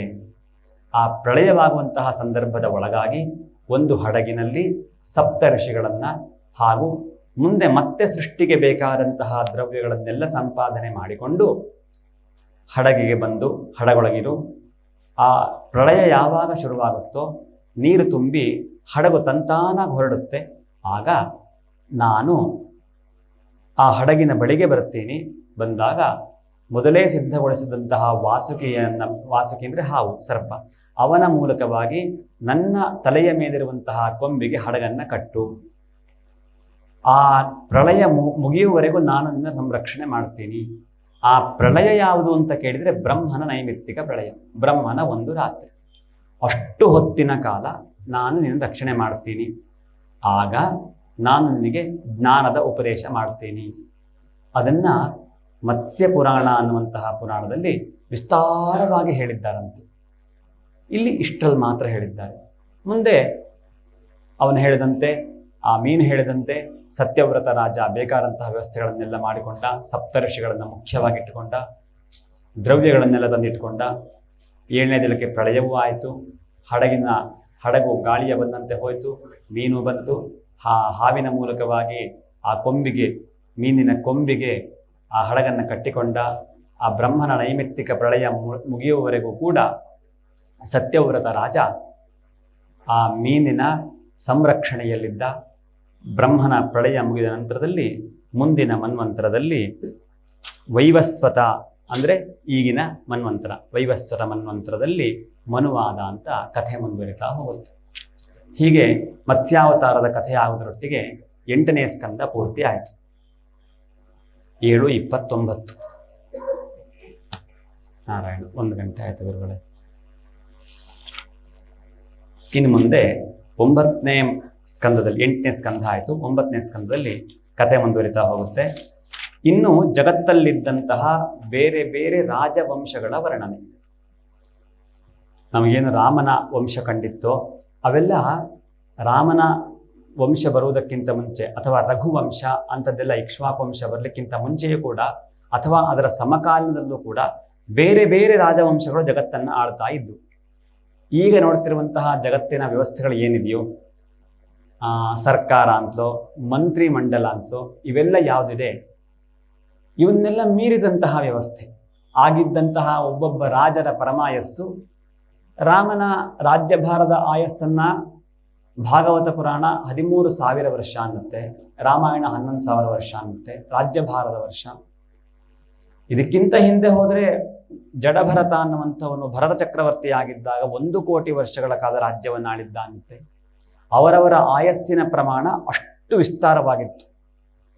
ಆದರೆ ಬರ್ತಾ ಬರ್ತಾ ಬರ್ತಾ ಬರ್ತಾ ಹ್ರಾಸವಾಗ್ತಾ ಬಂತು. ಮನುಷ್ಯನ ಶಕ್ತಿಯೂ ಹ್ರಾಸವಾಯಿತು, ಆಯಸ್ಸು ಹ್ರಾಸವಾಯಿತು, ಸಾಮರ್ಥ್ಯವು ಮನಸ್ಥಿತಿಯು ಎಲ್ಲವೂ ಹ್ರಾಸವಾಗ್ತಾ ಹೋಯಿತು. ಹಾಗೆ ವೈವಸ್ವತ ಮನ್ವಂತರದಲ್ಲಿ ಮುಂದೆ ಬಂದಂತಹ ರಾಜರು, ಅವರ ಕಥೆಗಳು, ಸುದ್ಯುಮ್ನ ಅನ್ನುವಂತಹ ಒಬ್ಬ ಇದ್ದ, ಅವನ ಕಥೆ, ಒಬ್ಬೊಬ್ಬರ ಕಥೆ ಕೂಡ ಅತೀ ಸುಂದರವಾಗಿದೆ. ಹೇಗೆ ಸುಂದರವಾಗಿದೆ ಅಂತಂದರೆ, ಕಥೆಯೇ ಅನ್ನುವಂತಹ ದೃಷ್ಟಿಯಲ್ಲ, ಪಾಠ ಅನ್ನುವಂತಹ ದೃಷ್ಟಿಯಿಂದ. ಆ ಪಾಠ ಅನ್ನುವಂತಹ ದೃಷ್ಟಿಯಿಂದ ತಗೊಂಡ್ರೆ ಚ್ಯವನ ಮಹರ್ಷಿಗಳ ಕಥೆಯೂ ಒಂದು ಸಂಬಂಧಪಟ್ಟಿದ್ದು. ಶರ್ಯಾತಿ ಅನ್ನುವಂತಹ ಇಕ್ಷ್ವಾಕು ವಂಶದ ರಾಜನ ಮಗಳಾದಂತಹ ಸುಕನ್ಯೆ ಅನ್ನುವಂಥವಳು. ಆ ಸುಕನ್ಯಾ ಕನ್ಯಾವಸ್ಥೆ, ಸಣ್ಣ ಹುಡುಗಿ, ರಾಜಭಟರೊಟ್ಟಿಗೆ ಕಾಡಿಗೆ ಹೋಗಿದ್ಲು. ಕಾಡಿಗೆ ಹೋಗಿದ್ದಾಗ ಯಾವುದೋ ಒಂದು ಗೂಡಿನ ಒಳಗಡೆ ಈ ಮಿಂಚು ಹುಳು ಕಂಡಂಗಾಯ್ತು. ಒಂದು ಕಡ್ಡಿ ತಗೊಂಡು ಮಿಂಚು ಹುಳು ಅಂತ ಚುಚ್ಚಿದಳು. ಮನೆಗೆ ಬಂದ್ಲು. ಮನೆಗೆಲ್ಲ ಬಂದಿದ್ದೌದು, ಅರಮನೆಗೆ ಬಂದಿದ್ದೌದು, ಆಗಿದ್ದೌದು. ಆದರೆ ಅರಮನೆಗೆ ಬರ್ತಿದ್ದ ಹಾಗೆ ಈ ರಾಜ ಭಟರಿಗೆ ಹಾಗೂ ಅವಳಿಗೆಲ್ಲರಿಗೂ ಕೂಡ ಇದು ಬಂದಾಗ್ಬಿಡ್ತು, ಮೂತ್ರ ಬಂದಾಗ್ಬಿಡ್ತು, ಹೊಟ್ಟೆ ನೋಡ್ಲಿಕ್ಕೆ ಶುರುವಾಯಿತು. ಇಷ್ಟೆಲ್ಲ ಆಗ್ತಿದ್ದ ಹಾಗೆ ಶರ್ಯಾತಿ ಮಹಾರಾಜನಿಗೆ ಅನುಮಾನ ಬಂತು. ಮಗಳ ಹತ್ರ ಕೇಳ್ದ, ನೀನು ಇವತ್ತು ಕಾಡಿಗೆ ಹೋಗಿದ್ಯಲ್ಲ, ಏನೇನು ಮಾಡಿದ್ದಿ? ಏನಿಲ್ಲ, ನಾನು ಸುಮ್ಮನೆ ಹೋಗಿ ಬಂದೆ, ಹಂಗಾಯ್ತು ಹಿಂಗಾಯ್ತು ಅಂತೆಲ್ಲ ಹೇಳಿದ್ಲು. ಯಾವುದಾದ್ರೂ ಆಶ್ರಮಕ್ಕೆ ಹೋಗಿದ್ಯಾ? ಇಲ್ಲ, ನಾನು ಯಾವುದೋ ಆಶ್ರಮಕ್ಕೆ ಹೋಗಿಲ್ಲ. ಏನೇನು ಮಾಡಿದೆ ಹೇಳು? ನಾ ಎಲ್ಲ ಆಟ ಆಡಿದೆ, ಮಿಂಚುಳು ಇತ್ತು, ಮಿಂಚುಳು ಚುಚ್ಚಿದೆ. ಆಗ ಇವನಿಗೆ ಗೊತ್ತಾಯ್ತಂತೆ ಶರ್ಯಾತಿ ಮಹಾರಾಜನಿಗೆ. ಯಾಕಂದರೆ ಯಾಕೆ ಅವನಿಗೆಲ್ಲ ಗೊತ್ತಾಗ್ತಿತ್ತು ಅಂತಂದರೆ, ರಾಜನಾದವನು ಋಷಿಗಳ ಆಶ್ರಮವನ್ನು, ಧರ್ಮಕ್ಷೇತ್ರಗಳನ್ನು ರಕ್ಷಣೆ ಮಾಡಬೇಕಾದ ಜವಾಬ್ದಾರಿಯನ್ನು ಹೊಂದಿರ್ತಾನೆ. ಈ ರಾಜನಿಗೆ ಒಂದು ಆಶ್ರಮದ ಜವಾಬ್ದಾರಿ, 10 ಆಶ್ರಮದ ಜವಾಬ್ದಾರಿಯಲ್ಲಿ ಇದು ಒಂದು ಆಶ್ರಮದ ಜವಾಬ್ದಾರಿ ಇತ್ತು. ಆ ಆಶ್ರಮ ಯಾರದ್ದು ಕೇಳಿದರೆ ಚ್ಯವನ ಮಹರ್ಷಿಗಳ ಆಶ್ರಮ. ಚ್ಯವನ ಮಹರ್ಷಿಗಳು ತಪಸ್ಸಿಗೆ ಕೂತಿದ್ರು. ಅವರ ಸುತ್ತ ಹುತ್ತ ಬೆಳೆದು ಬಿಟ್ಟಿದೆ. ಕಣ್ಣನ್ನು ಊರ್ಧ್ವ ರೇತಸ್ಸಿ ಬಿಟ್ಕೊಂಡಿದ್ದಾರೆ. ಸೂರ್ಯನ ಬೆಳಕು ಹೊಳಿತಾ ಇತ್ತು. ಪಾಪ ಈ ಮಗು ಗೊತ್ತಿಲ್ಲದೆ ಏನು ಮಾಡಿಬಿಟ್ಲು, ಸುಕನ್ಯೆ ಕಣ್ಣಿಗೆ ಚುಚ್ಚಿಬಿಟ್ಟಿದ್ದಾಳೆ. ಸೀದಾ ಏನು ಮಾಡ್ದ, ಚ್ಯವನ ಮಹರ್ಷಿಗಳ ಆಶ್ರಮಕ್ಕೆ ಓಡಿ ಹೋದ. ಶರ್ಯಾತಿ ಮಹಾರಾಜ ಮಗಳನ್ನು ಕರ್ಕೊಂಡು ಹೋದ. ತಪ್ಪಾಯಿತು ಅಂತ ಕ್ಷಮೆ ಕೇಳ್ದ. ಆ ಮಗಳನ್ನು ಅಲ್ಲೇ ಧಾರೆ ಎರೆದು ಕೊಟ್ಟ. ಚ್ಯವನ ಮಹರ್ಷಿಗಳು ಹೊರಗೆ ಬಂದರೆ, ಚ್ಯವನ ಮಹರ್ಷಿಗಳು ಲಕ್ಷಾಂತರ ವರ್ಷಗಳಿಂದ ತಪಸ್ ಮಾಡ್ತಾ ಕೂತ್ಬಿಟ್ಟಿದ್ದಾರೆ. ಮೈಯಲ್ಲಿ ಮೂಳೆ ಬಿಟ್ಟು ಇನ್ನೇನೂ ಕಾಣಲ್ಲ, ಮೂಳೆ ಕಣ್ಣು ಎರಡೇ ಕಾಣಬೇಕು ಹಾಗಿದ್ದಾರೆ. ಇವಳು 8-9 ವರ್ಷದ ಪುಟ್ಟ ಹುಡುಗಿ, ಮದುವೆ ಮಾಡಿಕೊಟ್ಟ ಸಂಸಾರ ಹೇಗೆ ನಡೆಸಬೇಕು? ಆದರೆ ಸುಕನ್ಯೆ ಸ್ವಲ್ಪವೂ ಬೇಸರ ಪಡಿಸಿಕೊಳ್ಳದೆ ಶ್ರದ್ಧಾಭಕ್ತಿಯಿಂದ ಚ್ಯವನ ಮಹರ್ಷಿಗಳ ಸೇವೆಯನ್ನು ಮಾಡ್ತಾ ಇದ್ದರು. ಮುಂದೊಂದು ದಿವಸ ಚ್ಯವನ ಮಹರ್ಷಿ, ಈ ಕಥೆ ಇನ್ನೂ ವಿಸ್ತಾರವಾಗಿದೆ, ಸಣ್ಣ ಹೇಳ್ತೀನಿ. ಚ್ಯವನ ಮಹರ್ಷಿಗಳ ಆಶ್ರಮಕ್ಕೆ ಅಶ್ವಿನಿ ದೇವತೆಗಳು ಬಂದ್ರಂತೆ. ಅಶ್ವಿನಿ ದೇವತೆಗಳೊಟ್ಟಿಗೆ ಒಂದು ವಿಷಯವನ್ನು ವಿನಿಮಯ ಮಾಡಿಕೊಂಡ್ರು. ಏನು? ನನಗೆ ಸುಂದರವಾದಂತಹ ತಾರುಣ್ಯವನ್ನು ಕೊಡಿ, ನಾನು ನಿಮಗೆ ಯಜ್ಞ ಭಾಗವನ್ನು ಕೊಡಿಸ್ತೀನಿ. ಅಶ್ವಿನಿ ದೇವತೆಗಳಿಗೆ ಯಜ್ಞ ಭಾಗ ಇರಲಿಲ್ಲ, ಯಜ್ಞ ಭಾಗವನ್ನು ಕೊಡಿಸ್ತೀನಿ. ಅದರಂತೆ ಚ್ಯವನ ಮಹರ್ಷಿಗಳನ್ನು ಒಂದು ಸರೋವರಕ್ಕೆ ಹೋಗಿ ಸ್ನಾನ ಮಾಡ್ಕೊಂಡು ಬನ್ನಿ ಅಂತ ಅಶ್ವಿನಿ ದೇವರು ಆಜ್ಞೆ ಮಾಡಿದರು. ಸರೋವರದ ಸ್ನಾನ ಮಾಡ್ಕೊಂಡು ಬರುವಾಗ ಅತೀ ಸುಂದರನಾಗಿ ತರುಣನಾಗಿ ಸುಕನ್ಯೆಗೆ ಆ ಜೋಡಿ ಹೇಗಿರಬೇಕೋ ಅಷ್ಟು ಸುಂದರನಾಗಿ ಹೊರಗೆ ಬಂದರು. ಆದರೆ ಎಷ್ಟು ಸುಂದರವಾಗಿ ಎಷ್ಟು ಸಾರೋಗ್ಯವಾಗಿ ಬಂದರು ಅಂದರೆ ಅಶ್ವಿನಿ ದೇವತೆಗಳು ಎಷ್ಟು ಸುಂದರವಾಗಿದ್ದು ಅಷ್ಟು ಸುಂದರವಾಗಿ ಬಂದ್ಬಿಟ್ರು. ಆಗ ಸುಕನ್ಯೆಗೆ ತನ್ನ ಗಂಡ ಯಾರು ಅಂತ ಗೊತ್ತಾಗಲಿಲ್ಲ. ಅಶ್ವಿನಿ ದೇವತೆಗಳನ್ನ ಮನಸಾರೆ ಶರಣಾಗತನಾದ ಅಶ್ವಿನಿ ದೇವತೆಗಳಿಗೆ ಸಂತೋಷವಾಗಿ ಈ ಚ್ಯವನ ಮಹರ್ಷಿಯನ್ನು ತೋರಿಸಿಕೊಟ್ರು. ಈ ಕಥೆ ಮುಂದುವರಿತು. ಒಂದು ದಿವಸ ಚ್ಯವನ ಮಹರ್ಷಿಗಳೊಟ್ಟಿಗೆ ಸುಕನ್ಯೆ ಕೂತ್ಕೊಂಡು ಯಾಗವನ್ನು ಮಾಡ್ತಾ ಇದ್ಲು. ಅದರಲ್ಲಿ ತಂದೆಗೆ ಆಹ್ವಾನವಿತ್ತು. ಶರ್ಯಾತಿ ಮಹಾರಾಜ ಬಂದವನು ತನ್ನ ಮಗಳು ಚ್ಯವನ ಒಟ್ಟಿಗೆ ಕೂರ್ಬೇಕಿತ್ತು, ಯಾವುದೋ ತರುಣನೊಟ್ಟಿಗೆ ಕೂತ್ಕೊಂಡ್ಬಿಟ್ಟಿದ್ದಾಳಲ್ಲ ಅಂತ ಸಿಟ್ಟು ಬಂದ್ಬಿಡ್ತು. ಅವಳನ್ನು ಮಾತಾಡಿಸ್ತೂ ಇಲ್ಲ, ಕೆಂಗಣ್ಣಿನ ನೋಡ್ಲಿಕ್ಕೆ ಶುರು ಮಾಡ್ದ, ಬೈದು ಬಿಟ್ಟ. ಆಗ ಸುಕನ್ಯೆ ಬಂದು ಹೇಳಿದ್ದಂತೆ, ಇಲ್ಲ, ಅಶ್ವಿನಿ ದೇವತೆಗಳು ಬಂದಾಗ ವಿಷಯ ವಿನಿಮಯ ಮಾಡಿಕೊಳ್ಳುವ ಮೂಲಕವಾಗಿ ತಾರುಣ್ಯವನ್ನು ಹೊಂದಿದ್ದಾರೆ, ಇವರೇ ನಿನ್ನಡಿಯ ಅಂತ. ಸಂತೋಷವಾಯಿತು. ಮುಂದೆ ಯಾಗವನ್ನು ಮುಂದುವರೆಸಿದರು. ಯಾಗದಲ್ಲಿ ಅಶ್ವಿನಿ ದೇವತೆಗಳಿಗೆ ಆಹುತಿಯನ್ನು ಕೊಡುವಂತಹ ಸಂದರ್ಭದಲ್ಲಿ ಇಂದ್ರ ಅವರು ದೇವವೈದ್ಯರು, ಅವರಿಗೆ ಆಹುತಿಯನ್ನು ಕೊಡಬಾರದು ಅಂತ ತಡಿಲಿಕ್ಕೆ ಬಂದ ವಜ್ರಾಯುಧ ಹಿಡ್ಕೊಂಡು, ಆಗ ಚ್ಯವನ ಮಹರ್ಷಿಗಳು ಅವನನ್ನು ಸ್ತಂಭೀಕರಿಸಿ ಆಹುತಿಯನ್ನು ಕೊಟ್ಟರು. ಅಶ್ವಿನಿ ದೇವತೆಗಳಿಗೆ ಮುಂದೆ ಯಾಗದಲ್ಲಿ ದ್ರವ್ಯ ಆಹುತಿಯ ಯೋಗ್ಯತೆ ಬಂತು ಅಂತ ಕಥೆ ಮುಂದುವರಿಯುತ್ತೆ. ಈ ಕಥೆಯಲ್ಲಿ ಒಂದು ಪಾಠ. ಈ ಕಥೆ ಏನಿದೆ, ಈ ಕಥೆಯನ್ನು ಸ್ಮರಣೆ ಮಾಡುವಿಕೆಯಿಂದ ಕಣ್ಣಿಗಿರುವಂತಹ ದೋಷ ಪರಿಹಾರವಾಗುತ್ತೆ ಅಂತ ಒಂದು ನೀತಿ. ಅದಕ್ಕೊಂದು ಶ್ಲೋಕ ಊಟ ಆದ್ಮೇಲೆ ಹೇಳಲಿಕ್ಕೆ ಅಂತ ನಿಮಗೆಲ್ಲ ಗೊತ್ತಿರ್ಬೋದು, ಹೇಳ್ತಿರ್ಬೋದು. ಶರ್ಯಾತಿಂಚ ಸುಕನ್ಯಾಂಚ ಚ್ಯವನಂ ಶಕ್ರಮಶ್ವಿನೌ ಭೋಜನಾಂತೆ ಸ್ಮರೇದ್ಯಸ್ತು ತಸ್ಯ ಚಕ್ಷುರ್ನಹೀಯತೆ ಅಂತ ಹೇಳ್ಕೊಂಡು ಈ ಶ್ಲೋಕವನ್ನು ಹೇಳಿ ಹೆಬ್ಬೆರಳಿನಿಂದ ಊಟ ಮಾಡಿ ಕೈ ತೊಳೆದು ಹೆಬ್ಬೆರಳಿನಿಂದ ಕಣ್ಣನ್ನು ಹೀಗೆ ಮುಟ್ಕೊಳ್ಬೇಕು, ಆಗ ಕಣ್ಣಿನ ದೋಷ ಪರಿಹಾರವಾಗುತ್ತೆ ಅನ್ನುವಂತಹದ್ದು ಇಲ್ಲಿಯ ಪಾಠ. ಹೀಗೆ ಒಂದೊಂದೇ ಪಾಠಗಳು. ಮುಂದೆ ಅಂಬರೀಷ ಅನ್ನುವಂತಹ ಒಬ್ಬನ ಕಥೆ. ಆ ಅಂಬರೀಷ ಅನ್ನುವಂತಹ ಒಬ್ಬ ರಾಜ ದ್ವಾದಶಿ ಪ್ರಧಾನವಾಗಿರುವಂತಹ ಏಕಾದಶಿ ವ್ರತವನ್ನು ಮಾಡ್ತಾ ಇದ್ದ. ಒಮ್ಮೆ 1 ವರ್ಷದ ಏಕಾದಶಿ ವ್ರತ ಮುಗೀತು. ದ್ವಾದಶಿ ವ್ರತ ಪಾರಣೆ ನಾಳೆ ಬೆಳಗ್ಗಾದ್ರೆ ಪಾರಾಯಣ ಆಗಬೇಕು ಅಂತಿತ್ತು. ಅವನ ಏಕಾದಶಿ ವ್ರತದ ಭಕ್ತಿಯ ಶಕ್ತಿ ಎಷ್ಟಿತ್ತು ಅಂತಂದ್ರೆ, ವಿಷ್ಣು ಪ್ರತ್ಯಕ್ಷವಾಗಿ ತನ್ನ ಚಕ್ರವನ್ನು ಅವನ ರಕ್ಷಣೆಗೆ ನೇಮಿಸಿದ್ದ. ಅಂತಹ ಭಕ್ತಿ ಶಕ್ತಿ. ದ್ವಾದಶಿಯ ಪಾರಣೆಗೋಸ್ಕರ ನಿಂತ್ಕೊಂಡಿದ್ದಾನೆ. ಇನ್ನೇನು ಸ್ವಲ್ಪ ಹೊತ್ತಿನಲ್ಲಿ ಪಾರಣೆ ಸಮಯ ಬಂತು, ಸ್ನಾನ ಮಾಡ್ಕೊಂಡು ಬರೋಣ ಅಂತ ಸ್ನಾನ ಮಾಡ್ಕೊಂಡು ಬಂದ. ಪಾರಣೆಯ ಅನುಷ್ಠಾನ ಕೂರ್ತಾ ಇದ್ದಾನೆ. ಅಷ್ಟೊತ್ತಿಗೆ ದೂರ್ವಾಸರು ಬಂದ ಕೂಡಲೇ ದೂರ್ವಾಸರು ಬಂದರು ಅಂತ ಸತ್ಕರಿಸಿದ. ಆ ಕಡೆ ಪಾರಣೆಯ ಮುಹೂರ್ತ ಮೀರ್ತಾ ಇದೆ. ದೂರ್ವಾಸರು ನಾನು ಒಂಚೂರು ಹೋಗಿ ಸ್ನಾನ ಮಾಡ್ಕೊಂಡು ಬಂದ್ಬಿಡ್ತೀನಿ ಅಂತ ಹೋಗಿದ್ದಾರೆ. ದೂರ್ವಾಸರು ನದಿಯಲ್ಲಿ ಸ್ನಾನ ಮಾಡಿ ಜಪಕ್ಕೆ ಅಂತ ನಿಂತು ಬಿಟ್ಟಿದ್ದಾರೆ. ಈ ಕಡೆ ಬರಲಿಕ್ಕೆ ಬಹಿರ್ಮುಖರಾಗ್ತಾ ಇಲ್ಲ. ಇತ್ತ ಪಾರಣೆಯ ಮುಹೂರ್ತ ಮುಗಿದು ಹೋಗ್ತಾ ಇದೆ. ಅಂಬರೀಷ ನೀರನ್ನ ಕೊಡೆದು ಪಾರಣೆಯನ್ನ ಮುಗಿಸಿಕೊಂಡ. ದೂರ್ವಾಸ ಮಹರ್ಷಿಗಳು ಕ್ಷಣಕಾಲ ತಪಸ್ಸನ್ನ ಮಾಡಿಕೊಂಡು ಅಥವಾ ಜಪವನ್ನು ಮಾಡಿಕೊಂಡು ಬಂದು ನೋಡೋಷ್ಟೊತ್ತಿಗೆ ಇವನು ಆಹಾರವನ್ನು ಸ್ವೀಕರಿಸಿದ್ದಾನೆ ಅಂತ ಗೊತ್ತಾಯ್ತು. ಸಿಟ್ಟಿಂದ ಅವನಿಗೆ ಶಾಪ ಕೊಡ್ತೀನಿ ಅಂತ ಹೊರಟರು, ಕೊಟ್ಟಿರ್ಲಿಲ್ಲ, ಶಾಪ ಕೊಡ್ತೀನಿ ಅಂತ ಹೊರಟು. ಅಷ್ಟೊತ್ತಿಗೆ ಮಹಾವಿಷ್ಣುವಿನ ಚಕ್ರ ಅವನ ರಕ್ಷಣೆಗೋಸ್ಕರ ನಿಂತಿತ್ತಲ್ಲ, ಅದು ದೂರ್ವಾಸ ಮಹರ್ಷಿಗಳನ್ನ ಓಡಿಸ್ಕೊಂಡು ಬಂತಂತೆ. ಆ ದೂರ್ವಾಸ ಮಹರ್ಷಿಗಳು ಅದರಿಂದ ತಪ್ಪಿಸ್ಕೊಳ್ಳೋಕ್ಕೋಸ್ಕರವಾಗಿ ಬ್ರಹ್ಮಲೋಕಕ್ಕೆ, ರುದ್ರಲೋಕಕ್ಕೆ, ಕೊನೆಗೆ ವಿಷ್ಣು ಲೋಕಕ್ಕೂ ಹೋದ್ರು. ಬ್ರಹ್ಮರುದ್ರರಂತೂ ಆಗೋದಿಲ್ಲ ಅಂತಂದ್ರು. ವಿಷ್ಣು ಅರಿವು ಏನಾದ್ರು ಬಚಾವ್ ಮಾಡ್ತಾನೆ ನೋಡಿದ್ರೆ, ಮಹಾವಿಷ್ಣುವು ನನ್ನ ಭಕ್ತನಷ್ಟು ಶಕ್ತಿ ನನಗಿಲ್ಲ, ಅವನತ್ರನೇ ಹೋಗಿ ಕೇಳಬೇಕು ಅಂತ ಹೇಳಿದ್ರಂತೆ. ಮತ್ತೆ ದೂರ್ವಾಸರು ಬಂದು ಅಂಬರೀಷನ ಕಾಲಿಗೆ ಬಿದ್ದು ತಪ್ಪಾಯಿತು ಅಂತ ಕ್ಷಮೆ ಕೇಳಿದ್ರಂತೆ. ಆಗ ಅಂಬರೀಷ ಪ್ರಾರ್ಥನೆ ಮಾಡ್ಕೊಳ್ತಿದ್ದಾನೆ. ಸುದರ್ಶನ ನಮಸ್ತುಭ್ಯಂ ಸಹಸ್ರಾರ ಅಚ್ಯುತ ಪ್ರಿಯ ಸರ್ವ ಅಸ್ತ್ರಘಾತಿನ್ ವಿಪ್ರಾಯ ಸ್ವಸ್ತಿ ಭೂಯಾಹ. ಯಾವ ಬ್ರಾಹ್ಮಣ ಬಂದು ಇಲ್ಲಿ ಬಿದ್ದಿದ್ದಾನೋ ಅವನಿಗೆ ಮಂಗಳವನ್ನು ಉಂಟು ಮಾಡು. ಬೇರೆ ಇನ್ನೇನು ಕೇಳಿಲ್ಲ. ಅಷ್ಟು ಅಷ್ಟು ಶಕ್ತಿ ಅವನಿಗೆ, ಬೇರೆ ನಿಸ್ಪೃಹತೆ. ಇಷ್ಟ ಆಗ್ತಿದ್ದಂಗೆ ದೂರ್ವಾಸರಿಗೂ ಕೂಡ ತಪ್ಪಾಯಿತು ಅಂತ ಅನಿಸ್ತು. ಮುಂದೆ ದೂರ್ವಾಸರನ್ನ ಸತ್ಕರಿಸಿ ದೂರ್ವಾಸರಿಗೆ ಹಸ್ತೋದಕವನ್ನು ಹಾಕಿ ಅವರು ಊಟ ಆದಮೇಲೆ ಊಟ ಮಾಡ್ದ. ಆದರೆ ಈ ದೂರ್ವಾಸರು ಬ್ರಹ್ಮ ರುದ್ರ ವಿಷ್ಣು ಲೋಕಗಳಿಗೆಲ್ಲ ಹೋಗಿ ಬರಲಿಕ್ಕೆ 1 ವರ್ಷ ಬೇಕಾಯ್ತಂತೆ.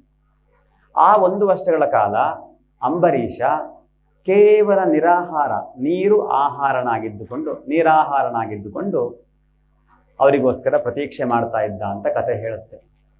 ಅದಾದ್ಮೇಲೆ ಗಂಗಾವತರಣದ ಕಥೆ ಮೊನ್ನೆ ಸ್ವಲ್ಪ ಹೇಳಿದ್ದೆ. ಗಂಗಾವತರಣವಾದಂತಹ ಕಥೆ, ಸಗರನ ಮಕ್ಕಳಾದಂತಹ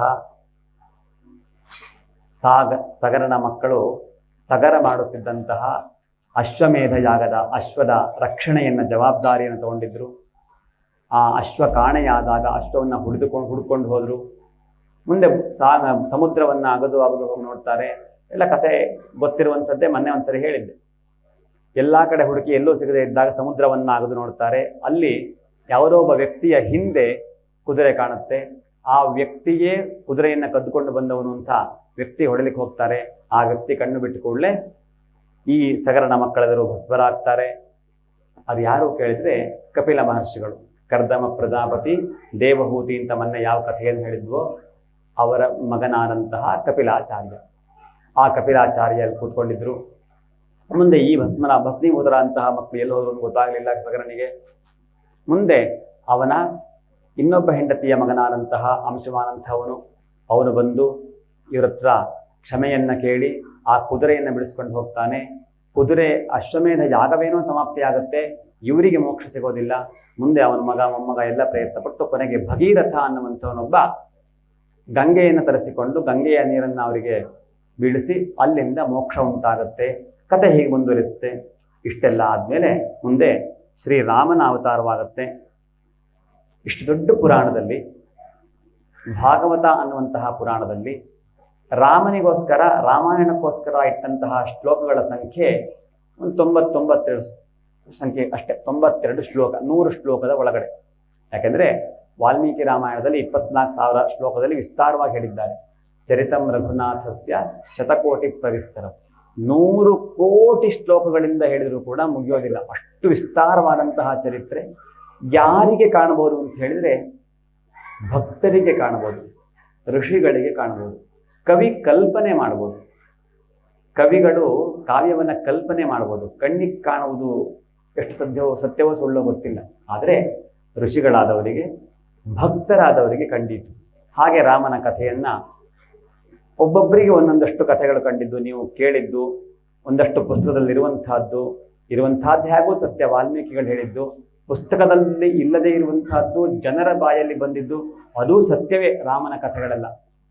ಹಾಗೆ ಶ್ರೀರಾಮನ ವರ್ಣನೆ, ಶ್ರೀರಾಮನ ಕಥೆ, ರಾಮನ ಹುಟ್ಟುವಿಕೆ, ರಾಮ ಲಕ್ಷ್ಮಣ ಭರತ ಶತ್ರುಘ್ನರು, ಮುಂದೆ ರಾಮನಿಗೆ ಸೀತೆಯೊಟ್ಟಿಗೆ ಕಲ್ಯಾಣ, ಆಮೇಲೆ ಪಟ್ಟಾಭಿಷೇಕರ ಸಂದರ್ಭದಲ್ಲಿ ಮಂಥರೆಯಿಂದ ಕೈಕೇಯಿಯ ಮೂಲಕವಾಗಿ ವನವಾಸ, ಅಲ್ಲಿ ಮುಂದೆಲ್ಲ ಒಂದಷ್ಟು ಪ್ರಕರಣಗಳು. ಇದಾದ ಮೇಲೆ ಸೀತಾಪಹರಣ, ಮುಂದೆ ರಾವಣನ ಕುಂಭಕರ್ಣನ ಸಂಹಾರ, ಹೀಗೆಲ್ಲ ಕಥೆಗಳನ್ನು ಮುಗಿಸ್ಕೊಂಡು ರಾಮನಿಗೆ ಮತ್ತೊಮ್ಮೆ ಪಟ್ಟಾಭಿಷೇಕ ಆಗುತ್ತೆ. ಮುಂದೆ ರಾಮ ರಾಜ್ಯಭಾರವನ್ನು ಮಾಡ್ತಾರೆ. ಸೀತೆ ಭೂಮಿಯ ಒಳಗಡೆ ಅಂತರ್ಧಾನಳಾಗ್ತಾಳೆ. ಹೀಗೆಲ್ಲ ರಾಮನ ಕಥೆ ಮುಂದುವರಿಯುತ್ತೆ. ಹೆಚ್ಚೆಚ್ಚು ಕಥೆ ಹೇಳಲಿಕ್ಕೆ ಹೋಗಲ್ಲ. ಯಾಕಂದರೆ ರಾಮನ ಕಥೆಯನ್ನು ಶುರು ಮಾಡಿಬಿಟ್ರೆ ದೇವರು ನಡೆಸಿ ಮುಗಿಸ್ಲಿಕ್ಕಾಗೋದಿಲ್ಲ, ಅವನೇ ಬಂದರೂ ಮುಗಿಸ್ಲಿಕ್ಕಾಗೋದಿಲ್ಲ. ಹಂಗಿದ್ದೊಂದು ಕಥೆ ಆಗಿಬಿಡುತ್ತೆ ರಾಮಾಯಣ. ಹಾಗಾಗಿ ಅಷ್ಟಕ್ಕೆ ನಿಲ್ಲಿಸ್ತಾ ಇದ್ದೇನೆ. ಮುಂದೆ ಪರಶುರಾಮರ ಅವತಾರವಾಗುತ್ತೆ. ಜಮದಗ್ನಿಗಳ ರೇಣುಕೆ ಜಮದಗ್ನಿಯರ ಮಗನಾಗಿ ಪರಶುರಾಮನ ಅವತಾರವಾಯಿತು. ಆ ಪರಶುರಾಮನ ತಂದೆಯಾದಂತಹ ಜಮದಗ್ನಿಯನ್ನ ಹೈಹಯ, ಕಾರ್ತವೀರ್ಯ ರಾಜನ ಕಾರ್ತವೀರ್ಯನ ಮಕ್ಕಳು ಬಂದು, ಕಾರ್ತವೀರ್ಯ ಬಂದು ಆ ಜಮದಗ್ನಿಗಳ ಆಶ್ರಮದಲ್ಲಿದ್ದಂತಹ ಕಾಮಧೇನುವನ್ನು ಕದ್ದುಕೊಂಡು ಹೋಗ್ತಾರೆ. ಅದನ್ನ ಬಿಡಿಸ್ಕೊಂಡು ಬರಲಿಕ್ಕೋಸ್ಕರವಾಗಿ ಜಮದಗ್ನಿಗಳ ಮಗನಾದಂತಹ ಪರಶುರಾಮ ಹೋಗ್ತಾನೆ, ಬಿಡಿಸ್ಕೊಂಡು ಬರ್ತಾನೆ. ಆಗ ಅವರಿಗೆ ಕೋಪದಿಂದ ಜಮದಗ್ನಿಯನ್ನು ಸಂಹಾರ ಮಾಡ್ತಾರೆ. ಸಂಹಾರ ಮಾಡಿದ ಮೇಲೆ ಪರಶುರಾಮನಿಗೆ ಸಿಟ್ಟು ಬಂದು ಆ ಕಾರ್ತವೀರ್ಯ ಹಾಗೂ ದುಷ್ಟ ಕ್ಷತ್ರಿಯರನ್ನ 21 ಸರಿ ಭೂಮಂಡಲವನ್ನು ತಿರುಗಿ ದುಷ್ಟ ಕ್ಷತ್ರಿಯರನ್ನೆಲ್ಲ ಸಂಹಾರ ಮಾಡ್ತಾನೆ, ಮತ್ತೆ ಧರ್ಮಸ್ಥಾಪನೆಯನ್ನು ಮಾಡ್ತಾನೆ ಅಂತ ಕಥೆ ಮುಂದುವರಿಯುತ್ತೆ. ಹೀಗೆ ಕಥೆ ಹೇಳ್ತಾ ಇನ್ನು ಸಾವಿರಾರು ರಾಜರ ಕಥೆಗಳು, ಒಬ್ಬರು ಇಬ್ಬರು ಅಲ್ಲ, ಇದರಲ್ಲಿ ಸಾವಿರಾರು ರಾಜರ ಕಥೆಯನ್ನೆಲ್ಲ ಹೇಳ್ತಾರೆ. ಕಥೆಯನ್ನು ಹೇಳ್ತಾ ಹೇಳ್ತಾ ಯಯಾತಿ ಅನ್ನುವಂತಹ ಒಬ್ಬನ ಕಥೆ, ದೇವಯಾನಿ ಅಂತ, ಕಚದೇವಯಾನಿ ಅಂತ ನಾವು ಕೇಳಿರ್ತೀವಿ, ಗುರುಚರಿತ್ರೆ ಎಲ್ಲ ಓದೋರೆಲ್ಲ ಓದಿರ್ತೀರ ಆ ಕಥೆಗಳನ್ನ. ಆ ದೇವಯಾನಿಯ ಕಥೆ, ಆಮೇಲೆ ಬುಧನ ಕಥೆ, ಆಮೇಲೆ ಸುದ್ಯುಮ್ನ ಅನ್ನುವಂತಹ ರಾಜನ ಕಥೆ, ಪುರೂರವಸ್ ಅನ್ನುವಂತಹ ರಾಜನ ಕಥೆ, ಸೌಭರಿ ಅನ್ನುವಂತಹ ಋಷಿಗಳ ಕಥೆ, ಮುಚುಗುಂದನ ಕಥೆ, ಒಂದೆರಡು ಕಥೆಗಳಲ್ಲ, ಅಷ್ಟು ಸುಂದರವಾದಂತಹ ಕಥೆಗಳು. ವಿದರ್ಭ ವಂಶ, ನಿಮಿಯ ವಂಶ, ಜನಕರಾಜನ ವಂಶ, ಹೀಗೆ ಪ್ರತಿಯೊಂದು ಕಥೆಗಳು ಬರ್ತಾ ಹೋಗುತ್ತೆ. ಭಾಗವತ ಅತ್ಯಂತ ರಸವತ್ತಾಗಿದ್ಯಾಕೆ ಅಂತಂದ್ರೆ ಒಂದೇ ರೀತಿಯಾದಂತಹ ವಿಷಯವನ್ನ ಹೇಳಿದೆ. ಭಾಗವತದಲ್ಲಿ ಬಹಳ ವಿಸ್ತಾರವಾಗಿ, ಸುಲಭವಾಗಿ ಬೇರೆ ಬೇರೆ ಕಥೆಗಳನ್ನ, ಬೇರೆ ಬೇರೆ ರೀತಿಯ ಕಥೆಗಳನ್ನ, ಪಾಠಗಳನ್ನ ಹೇಳಿದ್ದಾರೆ. ಹಾಗಾಗಿ ಭಾಗವತ ಅತ್ಯಂತ ಆಸ್ವಾದ ಮಾಡುವಂತಹ ಗ್ರಂಥ. ಸುಮ್ಮನೆ ಸೌಭರಿ ಅನ್ನುವಂತಹವನ ಕಥೆ ಸಣ್ಣಕ್ಕೆ ತಗೊಂಡ್ರೆ, ಋಗ್ವೇದದ ಒಬ್ಬ ಮಂತ್ರದ್ರಷ್ಟರು ಸೌಭರಿ ಅಂತ ಹೇಳುವಂಥವನು. ಆ ಸೌಭರಿ ಅಂತವನು ನೀರಲ್ಲಿ ತಪಸ್ ಮಾಡ್ತಾ ಇರ್ತಾನೆ. ನಾವೇ ಈ ನೀರಲ್ಲೆಲ್ಲ ಹೋಗಿ 1 ಗಂಟೆ 2 ಗಂಟೆ 3 ಗಂಟೆ ಮುಳುಗೆದ್ದು ಆಟ ಆಡ್ತಾ ಇದ್ರೆ ಮೈಯೆಲ್ಲ ಬೆಳಚ್ಕೊಂಡು ಹೋಗುತ್ತೆ. ಅದೇ ರೀತಿ ವರ್ಷಾಂಗಟ್ಲೆ ನೀರಲ್ಲೇ ಇದ್ರೆ ಎಷ್ಟು ಬೆಳಚ್ಕೊಂಡು ಹೋಗುತ್ತೆ. ಹಾಗೆ ಮೈಯೆಲ್ಲ ಒಂಥರ ಮೂಳೆ ಮಾತ್ರ ಕಾಣುತ್ತರ ಮೈಯೆಲ್ಲ ಬೆಳಚ್ಕೊಂಡು ಹೋಗಿದೆ. ನೀರಿನಲ್ಲಿ ತಪಸ್ ಮಾಡುವಂತಹ ಸಂದರ್ಭದಲ್ಲಿ ಮೀನುಗಳ ಸಂಯೋಗವನ್ನು ನೋಡಿ ತಾನು ಮದುವೆ ಆಗಬೇಕು ಅಂತ ಕಾಣುತ್ತೆ. ಕಂಡಂತಹ ಆಸೆಯಿಂದ ಯೌವನಾಶ್ವನ ಮನೆಗೆ ಬರುತ್ತಾನೆ. ಅವನಿಗೆ 50 ಜನ ಹೆಣ್ಮಕ್ಕಳು. ಅವರಿಗೆ ಸ್ವಯಂವರ ಇಟ್ಟಿರ್ತಾನೆ. ರಾಜನಲ್ಲಿ ಕೇಳ್ತಾನೆ, ಒಬ್ಬಳು ಮಗಳನ್ನು ನಂಗೆ ಮದುವೆ ಮಾಡಿಕೊಡು ಅಂತ. ಅದಕ್ಕೆ ರಾಜ ಹೇಳ್ತಾನೆ, ನನಗೆ 50 ಜನ ಹೆಣ್ಮಕ್ಳಿದ್ದಾರೆ, ಇದಿಷ್ಟರಲ್ಲಿ ಯಾರು ಒಬ್ಬರು ನಿನ್ನ ಇಷ್ಟಪಟ್ಟರು ನೀನು ಮದುವೆ ಮಾಡ್ಕೊಳ್ಬೋದು ಅಂತ ಹೇಳ್ತಾನೆ. ಇವನಿಗೆ ಗೊತ್ತಾಗುತ್ತೆ ಯಾಕೆ ಹಂಗೆ ಹೇಳಿದ್ದು ಅಂತ. ಅಂದರೆ ನೋಡ್ಲಿಕ್ಕೆ ಏನು ಸುಂದರಾಂಗನಾಗಿರ್ಲಿಲ್ವಲ್ಲ, ಅದಕ್ಕೋಸ್ಕರ ನನ್ನನ್ನು ಅಪಹಾಸ್ಯ ಮಾಡ್ತಾ ಇದ್ದಾನೆ ಅಂತ ಹೇಳಿ ತನ್ನ ತಪಸ್ಸಿನ ಮೂಲಕವಾಗಿ ಅತೀ ಸುಂದರನಾದ ವರನಾಗಿ ಬದಲಾಗ್ತಾನೆ. ಹೆಣ್ಣು ಮಕ್ಕಳ ಮುಂದೆ ಹೋಗ್ತಾನೆ. ಅಷ್ಟೂ ಜನ ಹೆಣ್ಣು ಮಕ್ಕಳು ಇವನನ್ನೇ ಮದುವೆ ಆಗ್ತೀವಿ ಅಂತ ಬರ್ತಾರೆ. ಇಷ್ಟರ ಮಧ್ಯ ಅಕ್ಕ ತಂಗಿಯಲ್ಲಿ ಹೊಡೆದಾಟ, ನಿಂಗೆ ಅವನು ಸೆಟ್ ಆಗಲ್ಲ, ನನಗೆ ಸರಿ ಆಗ್ತಾನೆ ಅಂತ. ಇನ್ನೊಬ್ಳು, ಇಲ್ಲ ನಿಂಗೆ ಸೆಟ್ ಆಗಲ್ಲ, ನಂಗೆ ಸರಿ ಆಗ್ತಾನೆ ಅಂತ ಅವ್ರದ್ದು ಗಲಾಟೆ. ಇಷ್ಟೆಲ್ಲ ಮುಗಿಸ್ಕೊಂಡು ಪಾಪ ಸೌಭರಿ 50 ಜನರನ್ನು ಮದುವೆ ಆಗ್ತಾನೆ. 50 ಜನರನ್ನ ಮದುವೆಯಾಗಿ ಆಶ್ರಮಕ್ಕೆ ಕರ್ಕೊಂಡು ಬರ್ತಾನೆ. ಒಬ್ಬೊಬ್ಬರಿಗೆ 100 ಮಕ್ಕಳು ಹುಟ್ಟುತ್ತಾರೆ. ಆಗಿನ ಕಾಲ ವ್ಯಾಪ್ತಿ ವಿಸ್ತಾರ ಅಷ್ಟು ಚೆನ್ನಾಗಿತ್ತು. ಒಟ್ಟು 5,000 ಜನ ಅವರು ವಿಸ್ತೃತರಾಗ್ತಾರೆ. ದೊಡ್ಡ ಸಂಸಾರವಾಗುತ್ತೆ. ಅಷ್ಟಾಗ್ತಿದ್ದಂಗೆ ಸೌಭರಿ ಕಾಣುತ್ತೆ, ಛೇ, ಮಂತ್ರದೃಷ್ಟನಾಗಿ ನಾನು ತಪಸ್ಸನ್ನ ಮಾಡಿದವನಾಗಿ ಮತ್ತೆ ಸಂಸಾರಕ್ಕೆ ಬಂದು ಬಿಟ್ಟನಲ್ಲ ಅಂತ ಕಾಣುತ್ತೆ. ಇಷ್ಟರ ಮಧ್ಯೆ ತನ್ನ ಹೆಂಡತಿಯರಿಗೆಲ್ಲ ಜ್ಞಾನದ ಉತ್ತಮ ಉಪದೇಶವನ್ನ ಮಾಡಿದ್ದ. ನಿಧಾನವಾಗಿ ತಾನು ವಾನಪ್ರಸ್ಥಾಶ್ರಮಕ್ಕೆ ಹೊರಟ. ಹೆಂಡತಿಯರು ಹೊರಟರು, ಮುಕ್ತನಾದ. ಆದರೆ ಇದರಲ್ಲೊಂದು ಪಾಠ. ಕರ್ದಮ ಹಾಗೂ ದೇವಹೂತಿಯರ ಸಂವಾದದಲ್ಲಿ ದೇವಹೂತಿ ಹೇಳ್ತಾಳಲ್ಲ, ನಿನ್ನಂತಹ ಗಂಡನನ್ನು ಪಡೆದು ಕೂಡ ನಾನು ಮೋಕ್ಷ ಮಾರ್ಗಕ್ಕೆ ಹೋಗಲಿಲ್ಲ ಅಂತಂದ್ರೆ ನನ್ನ ಜೀವನ ಸಾರ್ಥಕ ಆಗೋದಿಲ್ಲ ಅಂತ. ಅದೇ ಕೆಲಸವನ್ನ ಸೌಭರಿಯ ಹೆಂಡತಿಯರು ಮಾಡಿ ಅವರೆಲ್ಲರೂ ಕೂಡ ಮುಕ್ತಿಯನ್ನ ಹೊಂದಿದ್ರು. ಗಂಡ ಗುರುವಾಗಿರಬೇಕು, ಹೆಂಡತಿ ಶಿಷ್ಯಳಾಗಿರಬೇಕು. ಆ ಅರ್ಹತೆ, ಯೋಗ್ಯತೆ, ಅಧಿಕಾರ ಅವನಿಗಿರಬೇಕು. ಇವಳು ಅಷ್ಟು ಶರಣಾಗತಿಯಿಂದ ಇರಬೇಕು. ಇವೆಲ್ಲವೂ ಕೂಡ ಸಂಸಾರ ಅನ್ನುವಂಥದ್ದು ನಾವಿಲ್ಲಿಯೇನೋ ಮನೆಯನ್ನು ನಡೆಸಲಿಕ್ಕಿರುವಂಥದ್ದಲ್ಲ. ಈ ಗಾರ್ಹಸ್ಥ್ಯ ಧರ್ಮವನ್ನು ಅನುಸರಿಸಿ ಮೋಕ್ಷವನ್ನು ಹೊಂದಲಿಕ್ಕಿರುವಂತಹ ಸುಲಭೋಪಾಯ. ನಾವು ಅದನ್ನು ಮೊದಲು ತಿಳ್ಕೊಳ್ಬೇಕು. ನಮ್ಮ ಜವಾಬ್ದಾರಿಗಳೇನು, ಗೃಹಸ್ಥನಾಗಿ ನನ್ನ ಕರ್ತವ್ಯಗಳೇನು ಅಂತ ಹೇಳಿ ಅದನ್ನೆಲ್ಲ ಭಾಗವತ ಹೇಳ್ತಾ ಹೋಗುತ್ತೆ. ಭಾಗವತ ಅಂದರೆ ಬರೀ ಕಥೆಯಲ್ಲ, ಭಾಗವತ ಸುಂದರವಾದ ಪಾಠ. ಮುಂದೆ ಕೃಷ್ಣಾವತಾರಕ್ಕೆ ಬೇಕಾದಂತಹ ಪೀಠಿಕೆಗಳು. ಭೂದೇವಿ ಭಗವಂತನನ್ನು ಪ್ರಾರ್ಥನೆ ಮಾಡ್ತಾಳಂತೆ. ಭೂಮಿಯಲ್ಲಿ ಭಾರ ತುಂಬ ಹೆಚ್ಚಾಗಿದೆ, ಭೂಮಿಯಲ್ಲಿ ದುಷ್ಟರ ಸಂಖ್ಯೆ ಹೆಚ್ಚಾಗಿದೆ, ಏನಾದ್ರು ಮಾಡಿ ಈ ದುಷ್ಟರಿಂದ ನನ್ನನ್ನು ಬಿಡುಗಡೆ ಮಾಡಿಕೊಡು ಅಂತ. ಯಾಕೋಸ್ಕರ ಅಂತಂದ್ರೆ ತ್ರೇತಾಯುಗದಲ್ಲಿ ರಾಮನ ಕಾಲ ಕಳೆದ ನಂತರದಲ್ಲಿ ಅಲ್ಲಿಂದ ಇಲ್ಲಿಯವರೆಗೆ ದ್ವಾಪರ ಯುಗದ, ನಮ್ಮ ಹಿಂದಿನ ತ್ರೇತಾಯುಗದಲ್ಲೇ ರಾಮನ ಅವತಾರ ಆಗಿದೆ ಅಂತ ಇಟ್ಕೊಳ್ಳೋಣ. ಹಾಗಿದ್ದರೂ ಕೂಡ ದ್ವಾಪರ ಯುಗದ ಕೃಷ್ಣಾವತಾರ ಆಗಲಿಕ್ಕೆ ಬೇಕಾದಂತಹ ಸಮಯ ಅಂದಾಜು ಒಂದು 8 ಲಕ್ಷ ವರ್ಷಗಳು. ರಾಮನ ಅವತಾರವಾಗಿ ರಾಮ ಹೊರಟ ನಂತರ ಕೃಷ್ಣ ಬರಲಿಕ್ಕಿಂತ ಮುಂಚೆ ಕಳೆದಂತಹ ಆಯಸ್ಸಿನ ಪರಮ ಅಥವಾ ವರ್ಷಗಳು ಒಂದು 8,30,30,000 ವರ್ಷ ಆಗಿರ್ಬೋದು. ಹಾಗಾಗಿ ಅಷ್ಟು ದಿವಸಗಳ ಕಾಲ ಯಾವುದೇ ಒಂದು ದೇವರ ಆಡಳಿತ ಅಥವಾ ದೈವಿಕ ಶಕ್ತಿಯುಳ್ಳಂತಹ ಪುರುಷನ ಆಡಳಿತವಿಲ್ಲದೆ ಜಗತ್ತಲ್ಲಿ ದುಷ್ಟರ ಸಂಖ್ಯೆ ಹೆಚ್ಚಾಯಿತು. ಆ ದುಷ್ಟರ ಸಂಖ್ಯೆಯನ್ನೆಲ್ಲ ಅಥವಾ ದುಷ್ಟರ ಭಾರವನ್ನು ಪರಿಹಾರ ಮಾಡಲಿಕ್ಕೋಸ್ಕರವಾಗಿ ಮುಂದೆ ಭೂದೇವಿ ಪ್ರಾರ್ಥನೆ ಮಾಡಲಾಗಿ ವಸುದೇವ ದೇವಕಿಯರ ಗರ್ಭದಲ್ಲಿ ಭಗವಂತ ಆವಿರ್ಭವಿಸಿದ್ದು. ಈ ಕಥೆಗಳೆಲ್ಲ ಎಲ್ಲರಿಗೂ ಗೊತ್ತಿರುವಂತಹದ್ದೇ. ಮದುವೆ ಆಯಿತು, ಮದುವೆಯಾಗಿ ಹೊರಡುವಂತಹ ಸಂದರ್ಭದಲ್ಲಿ ಕಂಸನೇ ರಥವನ್ನು ಓಡಿಸ್ತಾ ಇರ್ತಾನೆ. ಈ ನಿನ್ನ ತಂಗಿಯಲ್ಲಿ ಹುಟ್ಟುವಂತಹ 8ನೇ ಮಗುವಿನಿಂದ 8ನೇ ಗರ್ಭದಿಂದ ನಿನಗೆ ಸಾವು ಅಂತ ಆಕಾಶವಾಣಿ ಆಗುತ್ತೆ. ಅವರಿಬ್ಬರನ್ನ ಕೊಲ್ಲಿಕ್ಕೆ ಹೋಗ್ತಾನೆ. ಕಾಡಿಬೇಡಿ, ಕೊಲ್ಲಬೇಡ, ಹುಟ್ಟಿದಂತಹ ಮಕ್ಕಳನ್ನೆಲ್ಲ ಕೊಡ್ತೀವಿ ಅಂತ ಹೇಳ್ತಾರೆ. ಇವೆಲ್ಲ ಗೊತ್ತಿರುವಂತಹ ಕಥೆಗಳು. ಆಮೇಲೆ ಏನಾಗುತ್ತೆ, ಮೊದಲನೇ ಮಗು ಹುಟ್ಟುತ್ತೆ. ಮೊದಲನೇ ಮಗು ಹುಟ್ಟಿದ ತಗೊಂಡು ಕೊಡ್ತಾರೆ. ಕೊಟ್ಟಿದ ಕೂಡಲೇ ಕಂಸ ಹೇಳ್ತಾನೆ, 8ನೇ ಮಗುವಿನಿಂದ ನಂಗೆ ಮೃತ್ಯು ಅಲ್ವೇ, ತಗೊಂಡು ಹೋಗಿ ಈ ಮಗು ನಂಗೆ ವಾಪಸ್ ಕೊಟ್ಬಿಡ್ತಾನೆ. ಆದರೆ ನಾರದರು ಬಂದು ಹೇಳ್ತಾರಂತೆ, ನೋಡು, ಮುಂದೆ ಭಗವಂತ ಯದುವಂಶದಲ್ಲಿ ಹುಟ್ಟಲಿಕ್ಕಿದ್ದಾನೆ. ಹಾಗಾಗಿ ಅವನ ವಂಶದಲ್ಲಿ ಹುಟ್ಟೋರೆಲ್ಲ ದೇವತೆಗಳು. ಯಾವ ದೇವರು ಬಂದು ನಿಂಗೇನು ತೊಂದರೆ ಕೊಡ್ತಾರೆ ಅಂತ ಹೇಳಲಿಕ್ಕಾಗಲ್ಲ, ಅದನ್ನು ಸಾಯಿಸ್ಬಿಡು. ಹಾಗಾಗಿ ಈ ಮೊದಲನೇ ಮಗುವಿನಿಂದ 1, 2, 3, 4, 5, 6 ಹೀಗೆಲ್ಲ ಸಾಯಿಸ್ತಾ ಬರ್ತಾನೆ. 7ನೇ ಗರ್ಭ ಸಂಕರ್ಷಣ ರಾಮ. ಆ ಗರ್ಭವನ್ನ ಮಾಯೆಯ ಮೂಲಕ ದುರ್ಗೆ ಹೇಳ್ತಾನೆ. ಮಾಯೆಯ ಮೂಲಕವಾಗಿ ತೆಗೆದುಕೊಂಡು ಹೋಗಿ ರೋಹಿಣಿಯ ಗರ್ಭದಲ್ಲಿಡು ಅಂತ ಹೇಳಿ, ಆ ರೋಹಿಣಿಯ ಗರ್ಭದಲ್ಲಿ ಗೋಕುಲದಲ್ಲಿ ರೋಹಿಣಿಯ ಗರ್ಭದಲ್ಲಿಡುವಂತ ರೋಹಿಣಿಯ ಗರ್ಭದಲ್ಲಿ ಬೆಳೆದಾಯ್ತು, ಹುಟ್ಟಿ ಆಯ್ತು, 4 ಕಡೆ ಬೆಳಿತಾನೆ. 8ನೇ ಗರ್ಭದಲ್ಲಿ ಶ್ರೀಕೃಷ್ಣ ಪರಮಾತ್ಮ ದೇವಕ್ಯಾಂ ದೇವರೂಪಿಣ್ಯಾಂ. 7 ಗಂಟೆ 50 ನಿಮಿಷ, ತುಂಬ ಹೊತ್ತಾಗ್ತಿದೆ. ಅವನ ಅವತಾರವನ್ನು ಮಾಡಿ ಮುಗಿಸ್ಬಿಡೋಣ. ದೇವಕಿಯ ಗರ್ಭದಲ್ಲಿ 8ನೇ ದಿವಸ ಭಗವಂತ ಮಧ್ಯರಾತ್ರಿಯಲ್ಲಿ ಅವತಾರವನ್ನು ಮಾಡ್ತಾನೆ. ಅವತಾರವನ್ನು ಮಾಡುವಾಗ ಹೇಗೆ ಅವತಾರ ಮಾಡ್ತಾನೆ ಕೇಳಿದರೆ, ತಮದ್ಭುತಂ ಬಾಲಕ ಮಂಬುಜೇಕ್ಷಣಂ ಚತುರ್ಭುಜಂ. ಎಲ್ಲ ಮಕ್ಕಳಂತೆ ಪ್ರಾಕೃತ ಸಾಧಾರಣವಾಗಿ ಹುಟ್ಟೋದಿಲ್ಲ. ವಿಶೇಷವಾಗಿ ಶಂಖ, ಚಕ್ರ, ಗದಾದಿ ಆಯುಧಗಳನ್ನು ಇಟ್ಟುಕೊಂಡು ಹುಟ್ಟುತ್ತಾರಂತೆ. ಹಾಗೆ ಹುಟ್ಟಿದಂತಹ ಸುಂದರವಾದಂತಹ ಮಗುವನ್ನ ವಸುದೇವ ನೋಡಿ ಸ್ತುತಿ ಮಾಡ್ತಾನೆ. ವಿಷ್ಣುವನ್ನು ಕುರಿತು ಸ್ತುತಿ ಮಾಡ್ತಾನೆ. ಮುಂದೆ ದೇವಕಿಯೂ ಸ್ತುತಿ ಮಾಡ್ತಾಳೆ. ಆದರೆ ಸ್ತುತಿ ಮಾಡಿದವಳು ಪ್ರಾರ್ಥನೆ ಮಾಡ್ಕೊಳ್ಳೋದು ಏನು ಅಂತ ಕೇಳಿದ್ರೆ, ದಯವಿಟ್ಟು ನಿನ್ನ ಈ ಸ್ವರೂಪವನ್ನ ಈ ರೀತಿಯಾಗಿ ತೋರಿಸ್ಬೇಡ. ವಿಷ್ಣು ಅಂತ ಗೊತ್ತಿದೆ, ಈ ರೀತಿಯಾಗಿ ತೋರಿಸ್ಬೇಡ. ಕಂಸ ನಿನ್ನನ್ನು ಸಾಯಿಸ್ಲಿಕ್ಕೋಸ್ಕರ ಕಾಯ್ತಾ ಇದ್ದಾನೆ. ಈ ರೂಪವನ್ನ ಮರೆ ಮಾಡಿ ಅವನಿಂದ ಅವ್ರಿಗೆ ಕಾಣದೇ ಇರೋ ಥರ ಸುರಕ್ಷಿತವಾಗಿ ಇದ್ದು ಬಿಡು ನೀನು ಅಂತ. ಕಂಸನನ್ನ ಸಾಯಿಸ್ಲಿಕ್ಕೆ ಬಂದವನ ಪುಣ್ಯಾತ್ಮ ಇವನು. ಆದರೆ ಇವಳು ಹೇಳೋದು, ನಿನ್ನ ರಕ್ಷಣೆ ತಾಯಿಯಾದವಳಿಗೆ ಅದೇಯ, ತನ್ನ ಮಕ್ಕಳ ರಕ್ಷಣೆಯೇ ಅವಳ ಜವಾಬ್ದಾರಿ. ಅದು ಯತ್ನೆ ಮಾಡ್ತಾಳೆ.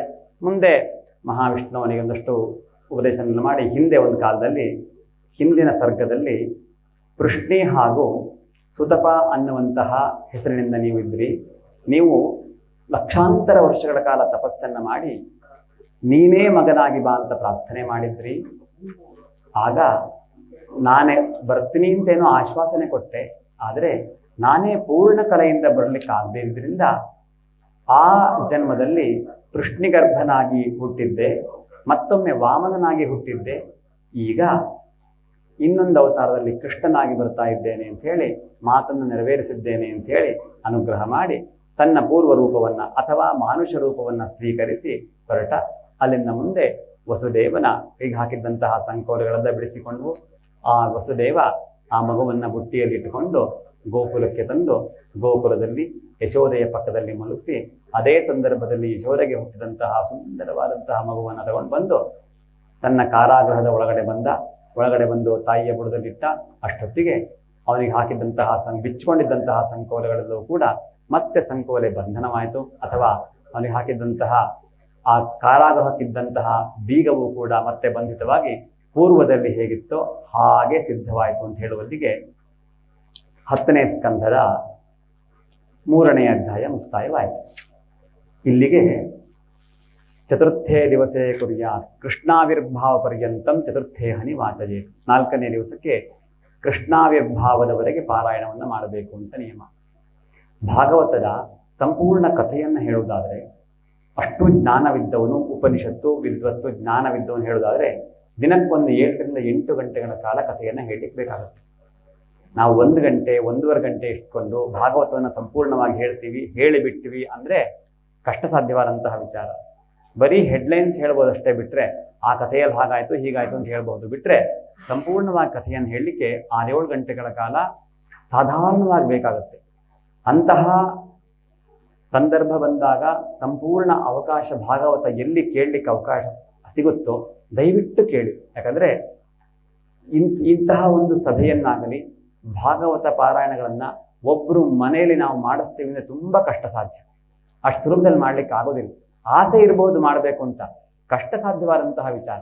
ಹಾಗಾಗಿ ಯಾರ್ಯಾರಿಗೆ ಎಲ್ಲೆಲ್ಲಿ ಭಾಗವತವನ್ನು ಕೇಳಲಿಕ್ಕೆ ಅವಕಾಶ ಸಿಗುತ್ತೋ ಅಂತಹ ಎಲ್ಲ ಸಂದರ್ಭದಲ್ಲಿ ಭಾಗವತದ ಕಥೆಯನ್ನು ಕೇಳಿಕೊಂಡು ನಮ್ಮ ಪಾಪ ಕರ್ಮಗಳನ್ನು ಕಳೆದುಕೊಳ್ಳಲಿಕ್ಕೆ ತುಂಬ ಒಳ್ಳೆಯ ಅವಕಾಶ ಇರುತ್ತೆ. ಹಾಗಾಗಿ ನಮ್ಮ ಈ ಕ್ಷೇತ್ರದಲ್ಲಿ ನಡೆಯುತ್ತಿರುವಂತಹ ಈ ಭಾಗವತ ಸಪ್ತಾಹ ಯಜ್ಞದ ಇವತ್ತಿನ ಕಥಾಶ್ರವಣವನ್ನು ಮಾಡಿದಂತಹ ನಮ್ಮೆಲ್ಲರಿಗೂ ಕೂಡ ಭಗವಂತನ ದಯದಿಂದ ಅವನ ಚರಣಾರವಿಂದಗಳಲ್ಲಿ ನಿರಂತರವಾಗಿ ನಿಶ್ಚಂಚಲವಾದಂತಹ ಭಕ್ತಿ ಸಾಮ್ರಾಜ್ಯ ಅಭಿವೃದ್ಧಿಯಾಗಲಿ, ಕ್ಷೇತ್ರಾಭಿವೃದ್ಧಿಯಾಗಲಿ ಅಂತ ಭಗವಂತರಲ್ಲಿ ಮತ್ತೆ ಮತ್ತೆ ಪ್ರಾರ್ಥನೆ ಮಾಡಿಕೊಂಡು 4ನೇ ದಿವಸದ ಈ ಪಾರಾಯಣ ಪ್ರವಚನ ಕಾರ್ಯಕ್ರಮವನ್ನು ಮುಕ್ತಾಯ ಮಾಡಿಕೊಳ್ಳೋಣ. ಸ್ವಸ್ತಿ ಪ್ರಜಾಭ್ಯ ಪರಿಪಾಲಯಂತ ನ್ಯಾಯೇನ ಮಾರ್ಗೇಣ ಮಹೀಂ ಮಹೀಷಾಃ ಗೋಬ್ರಾಹ್ಮಣೇಭ್ಯಃ ಶುಭಮಸ್ತು ನಿತ್ಯಂ ಲೋಕಾಃ ಸಮಸ್ತಾಃ ಸುಖಿನೋ ಭವಂತು.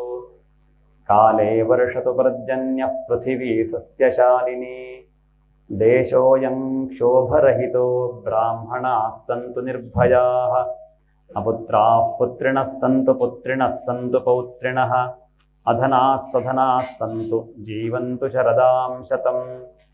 ಇದಂ ಭಗವತಾ ಪೂರ್ವಂ ಬ್ರಹ್ಮಣೇನಾಭಿಪಂಕಜೇ ಸ್ಥಿತಾಯ ಭವಭೀತಾಯ ಕಾರುಣ್ಯಾತ್ ಸಂಪ್ರಕಾಶಿತಂ ಯ ಏನಂ ಶ್ರಾವಯೇನ್ನಿತ್ಯಂ ಯಾಮಕ್ಷಣಮನನ್ಯಧೀಃ ಶ್ರದ್ಧಾವಾನ್ ಯೋ ನ ಶೃಣುಯಾತ್ ಪುನಾತ್ಯಾತ್ಮಾನಮೇವ ಸಹ ಏತಾಯೋ ನಿಯತತಯಾ ಶೃಣೋತಿ ಭಕ್ತ್ಯಾ ಯಶ್ಚೈನಾಂ ಕಥಯತಿ ಶುದ್ಧವೈಷ್ಣವಾಗ್ರೇ ತೌ ಸಮ್ಯಗ್ ವಿಧಿಕರಣಾತ್ ಫಲಂ ಲಭೇತೆ ಜಾಥಾರ್ಥ್ಯಾನ್ನ ಹಿ ಭುವನೆ ಕಿಮಪ್ಯಸಾಧ್ಯಂ.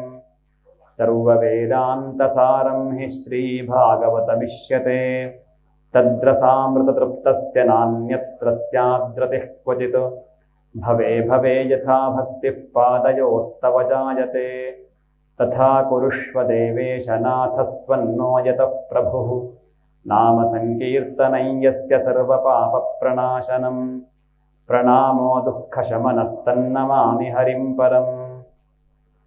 ಯದಕ್ಷರಪದಭ್ರಷ್ಟಂ ಮಾತ್ರಾಹೀನಂ ಚ ಯದ್ಭವೇತ್ ತತ್ಸರ್ವಂ ಕ್ಷಮ್ಯತಾಂ ದೇವನಾರಾಯಣ ನಮೋಸ್ತುತೆ. ಕಾಯೇನ ವಾಚಾ ಮನಸೇಂದ್ರಿಯೈರ್ವಾ ಬುದ್ಧ್ಯಾತ್ಮನಾ ವಾ ಪ್ರಕೃತೆ ಸ್ವಭಾವಾತ್ ಕರೋಮಿ ಯದ್ಯತ್ ಸಕಲಂ ಪರಸ್ಮೈ ನಾರಾಯಣಾಯೇತಿ ಸಮರ್ಪಯಾಮಿ. ತತ್ಸತ್ ಶ್ರೀಕೃಷ್ಣಾರ್ಪಣಮಸ್ತು.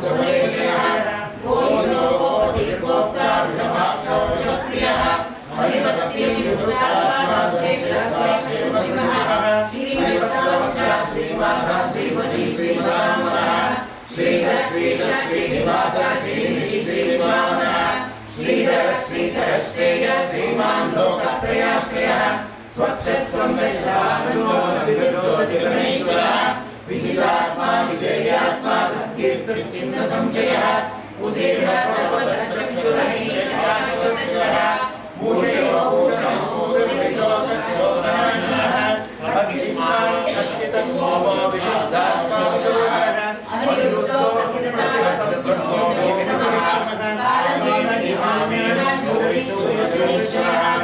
ಗೋಪಮ್ಮ ಬಾಲನು ಅಳುತ್ತಾನೆ ಮತ್ತಾರು ತೂಗಿದರು ಮಲಗೋಲ ಮುರವೈದು ಬಾರೆ ಗೋಪಮ್ಮ ಕೆಲವ ನಡೆದು ಪುಟ್ಟ ಬೆರಳು ನೊಂದಳುತ್ತಾನೆ ನೆಲುವಿನ ಬೆಣ್ಣೆಯು ಇಳುಕದೆಂದಳುತ್ತಾನೆ ಬಲು ಸೈನ್ಯ ಕಪಿಗಳ ನೋಡೆನೆಂದಳುತ್ತಾನೆ ದುರುಳ ಹಿರಣ್ಯಕನ ಕರುಳು ಕಂಡಳು ತಾನೇ ಬಾರೆ ಗೋಪಮ್ಮ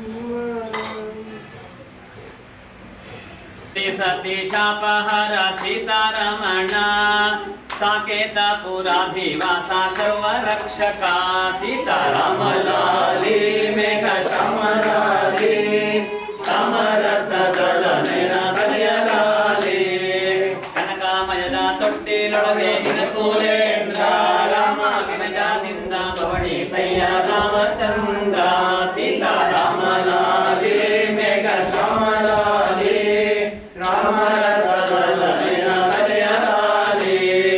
ವೀರಸಾಗರ ತೋಳಾಲ ತಲೆಯ ಮೇಲೆ ಬಾಲನಾಗಿ ಮಲಗಿ ನಿದ್ದೆ ಕೈಯೋತಿದ್ದ ಸೀತಾರಾಮಲಾಲಿ ಮೇಘ ಶ್ಯಾಮಲಾಲಿ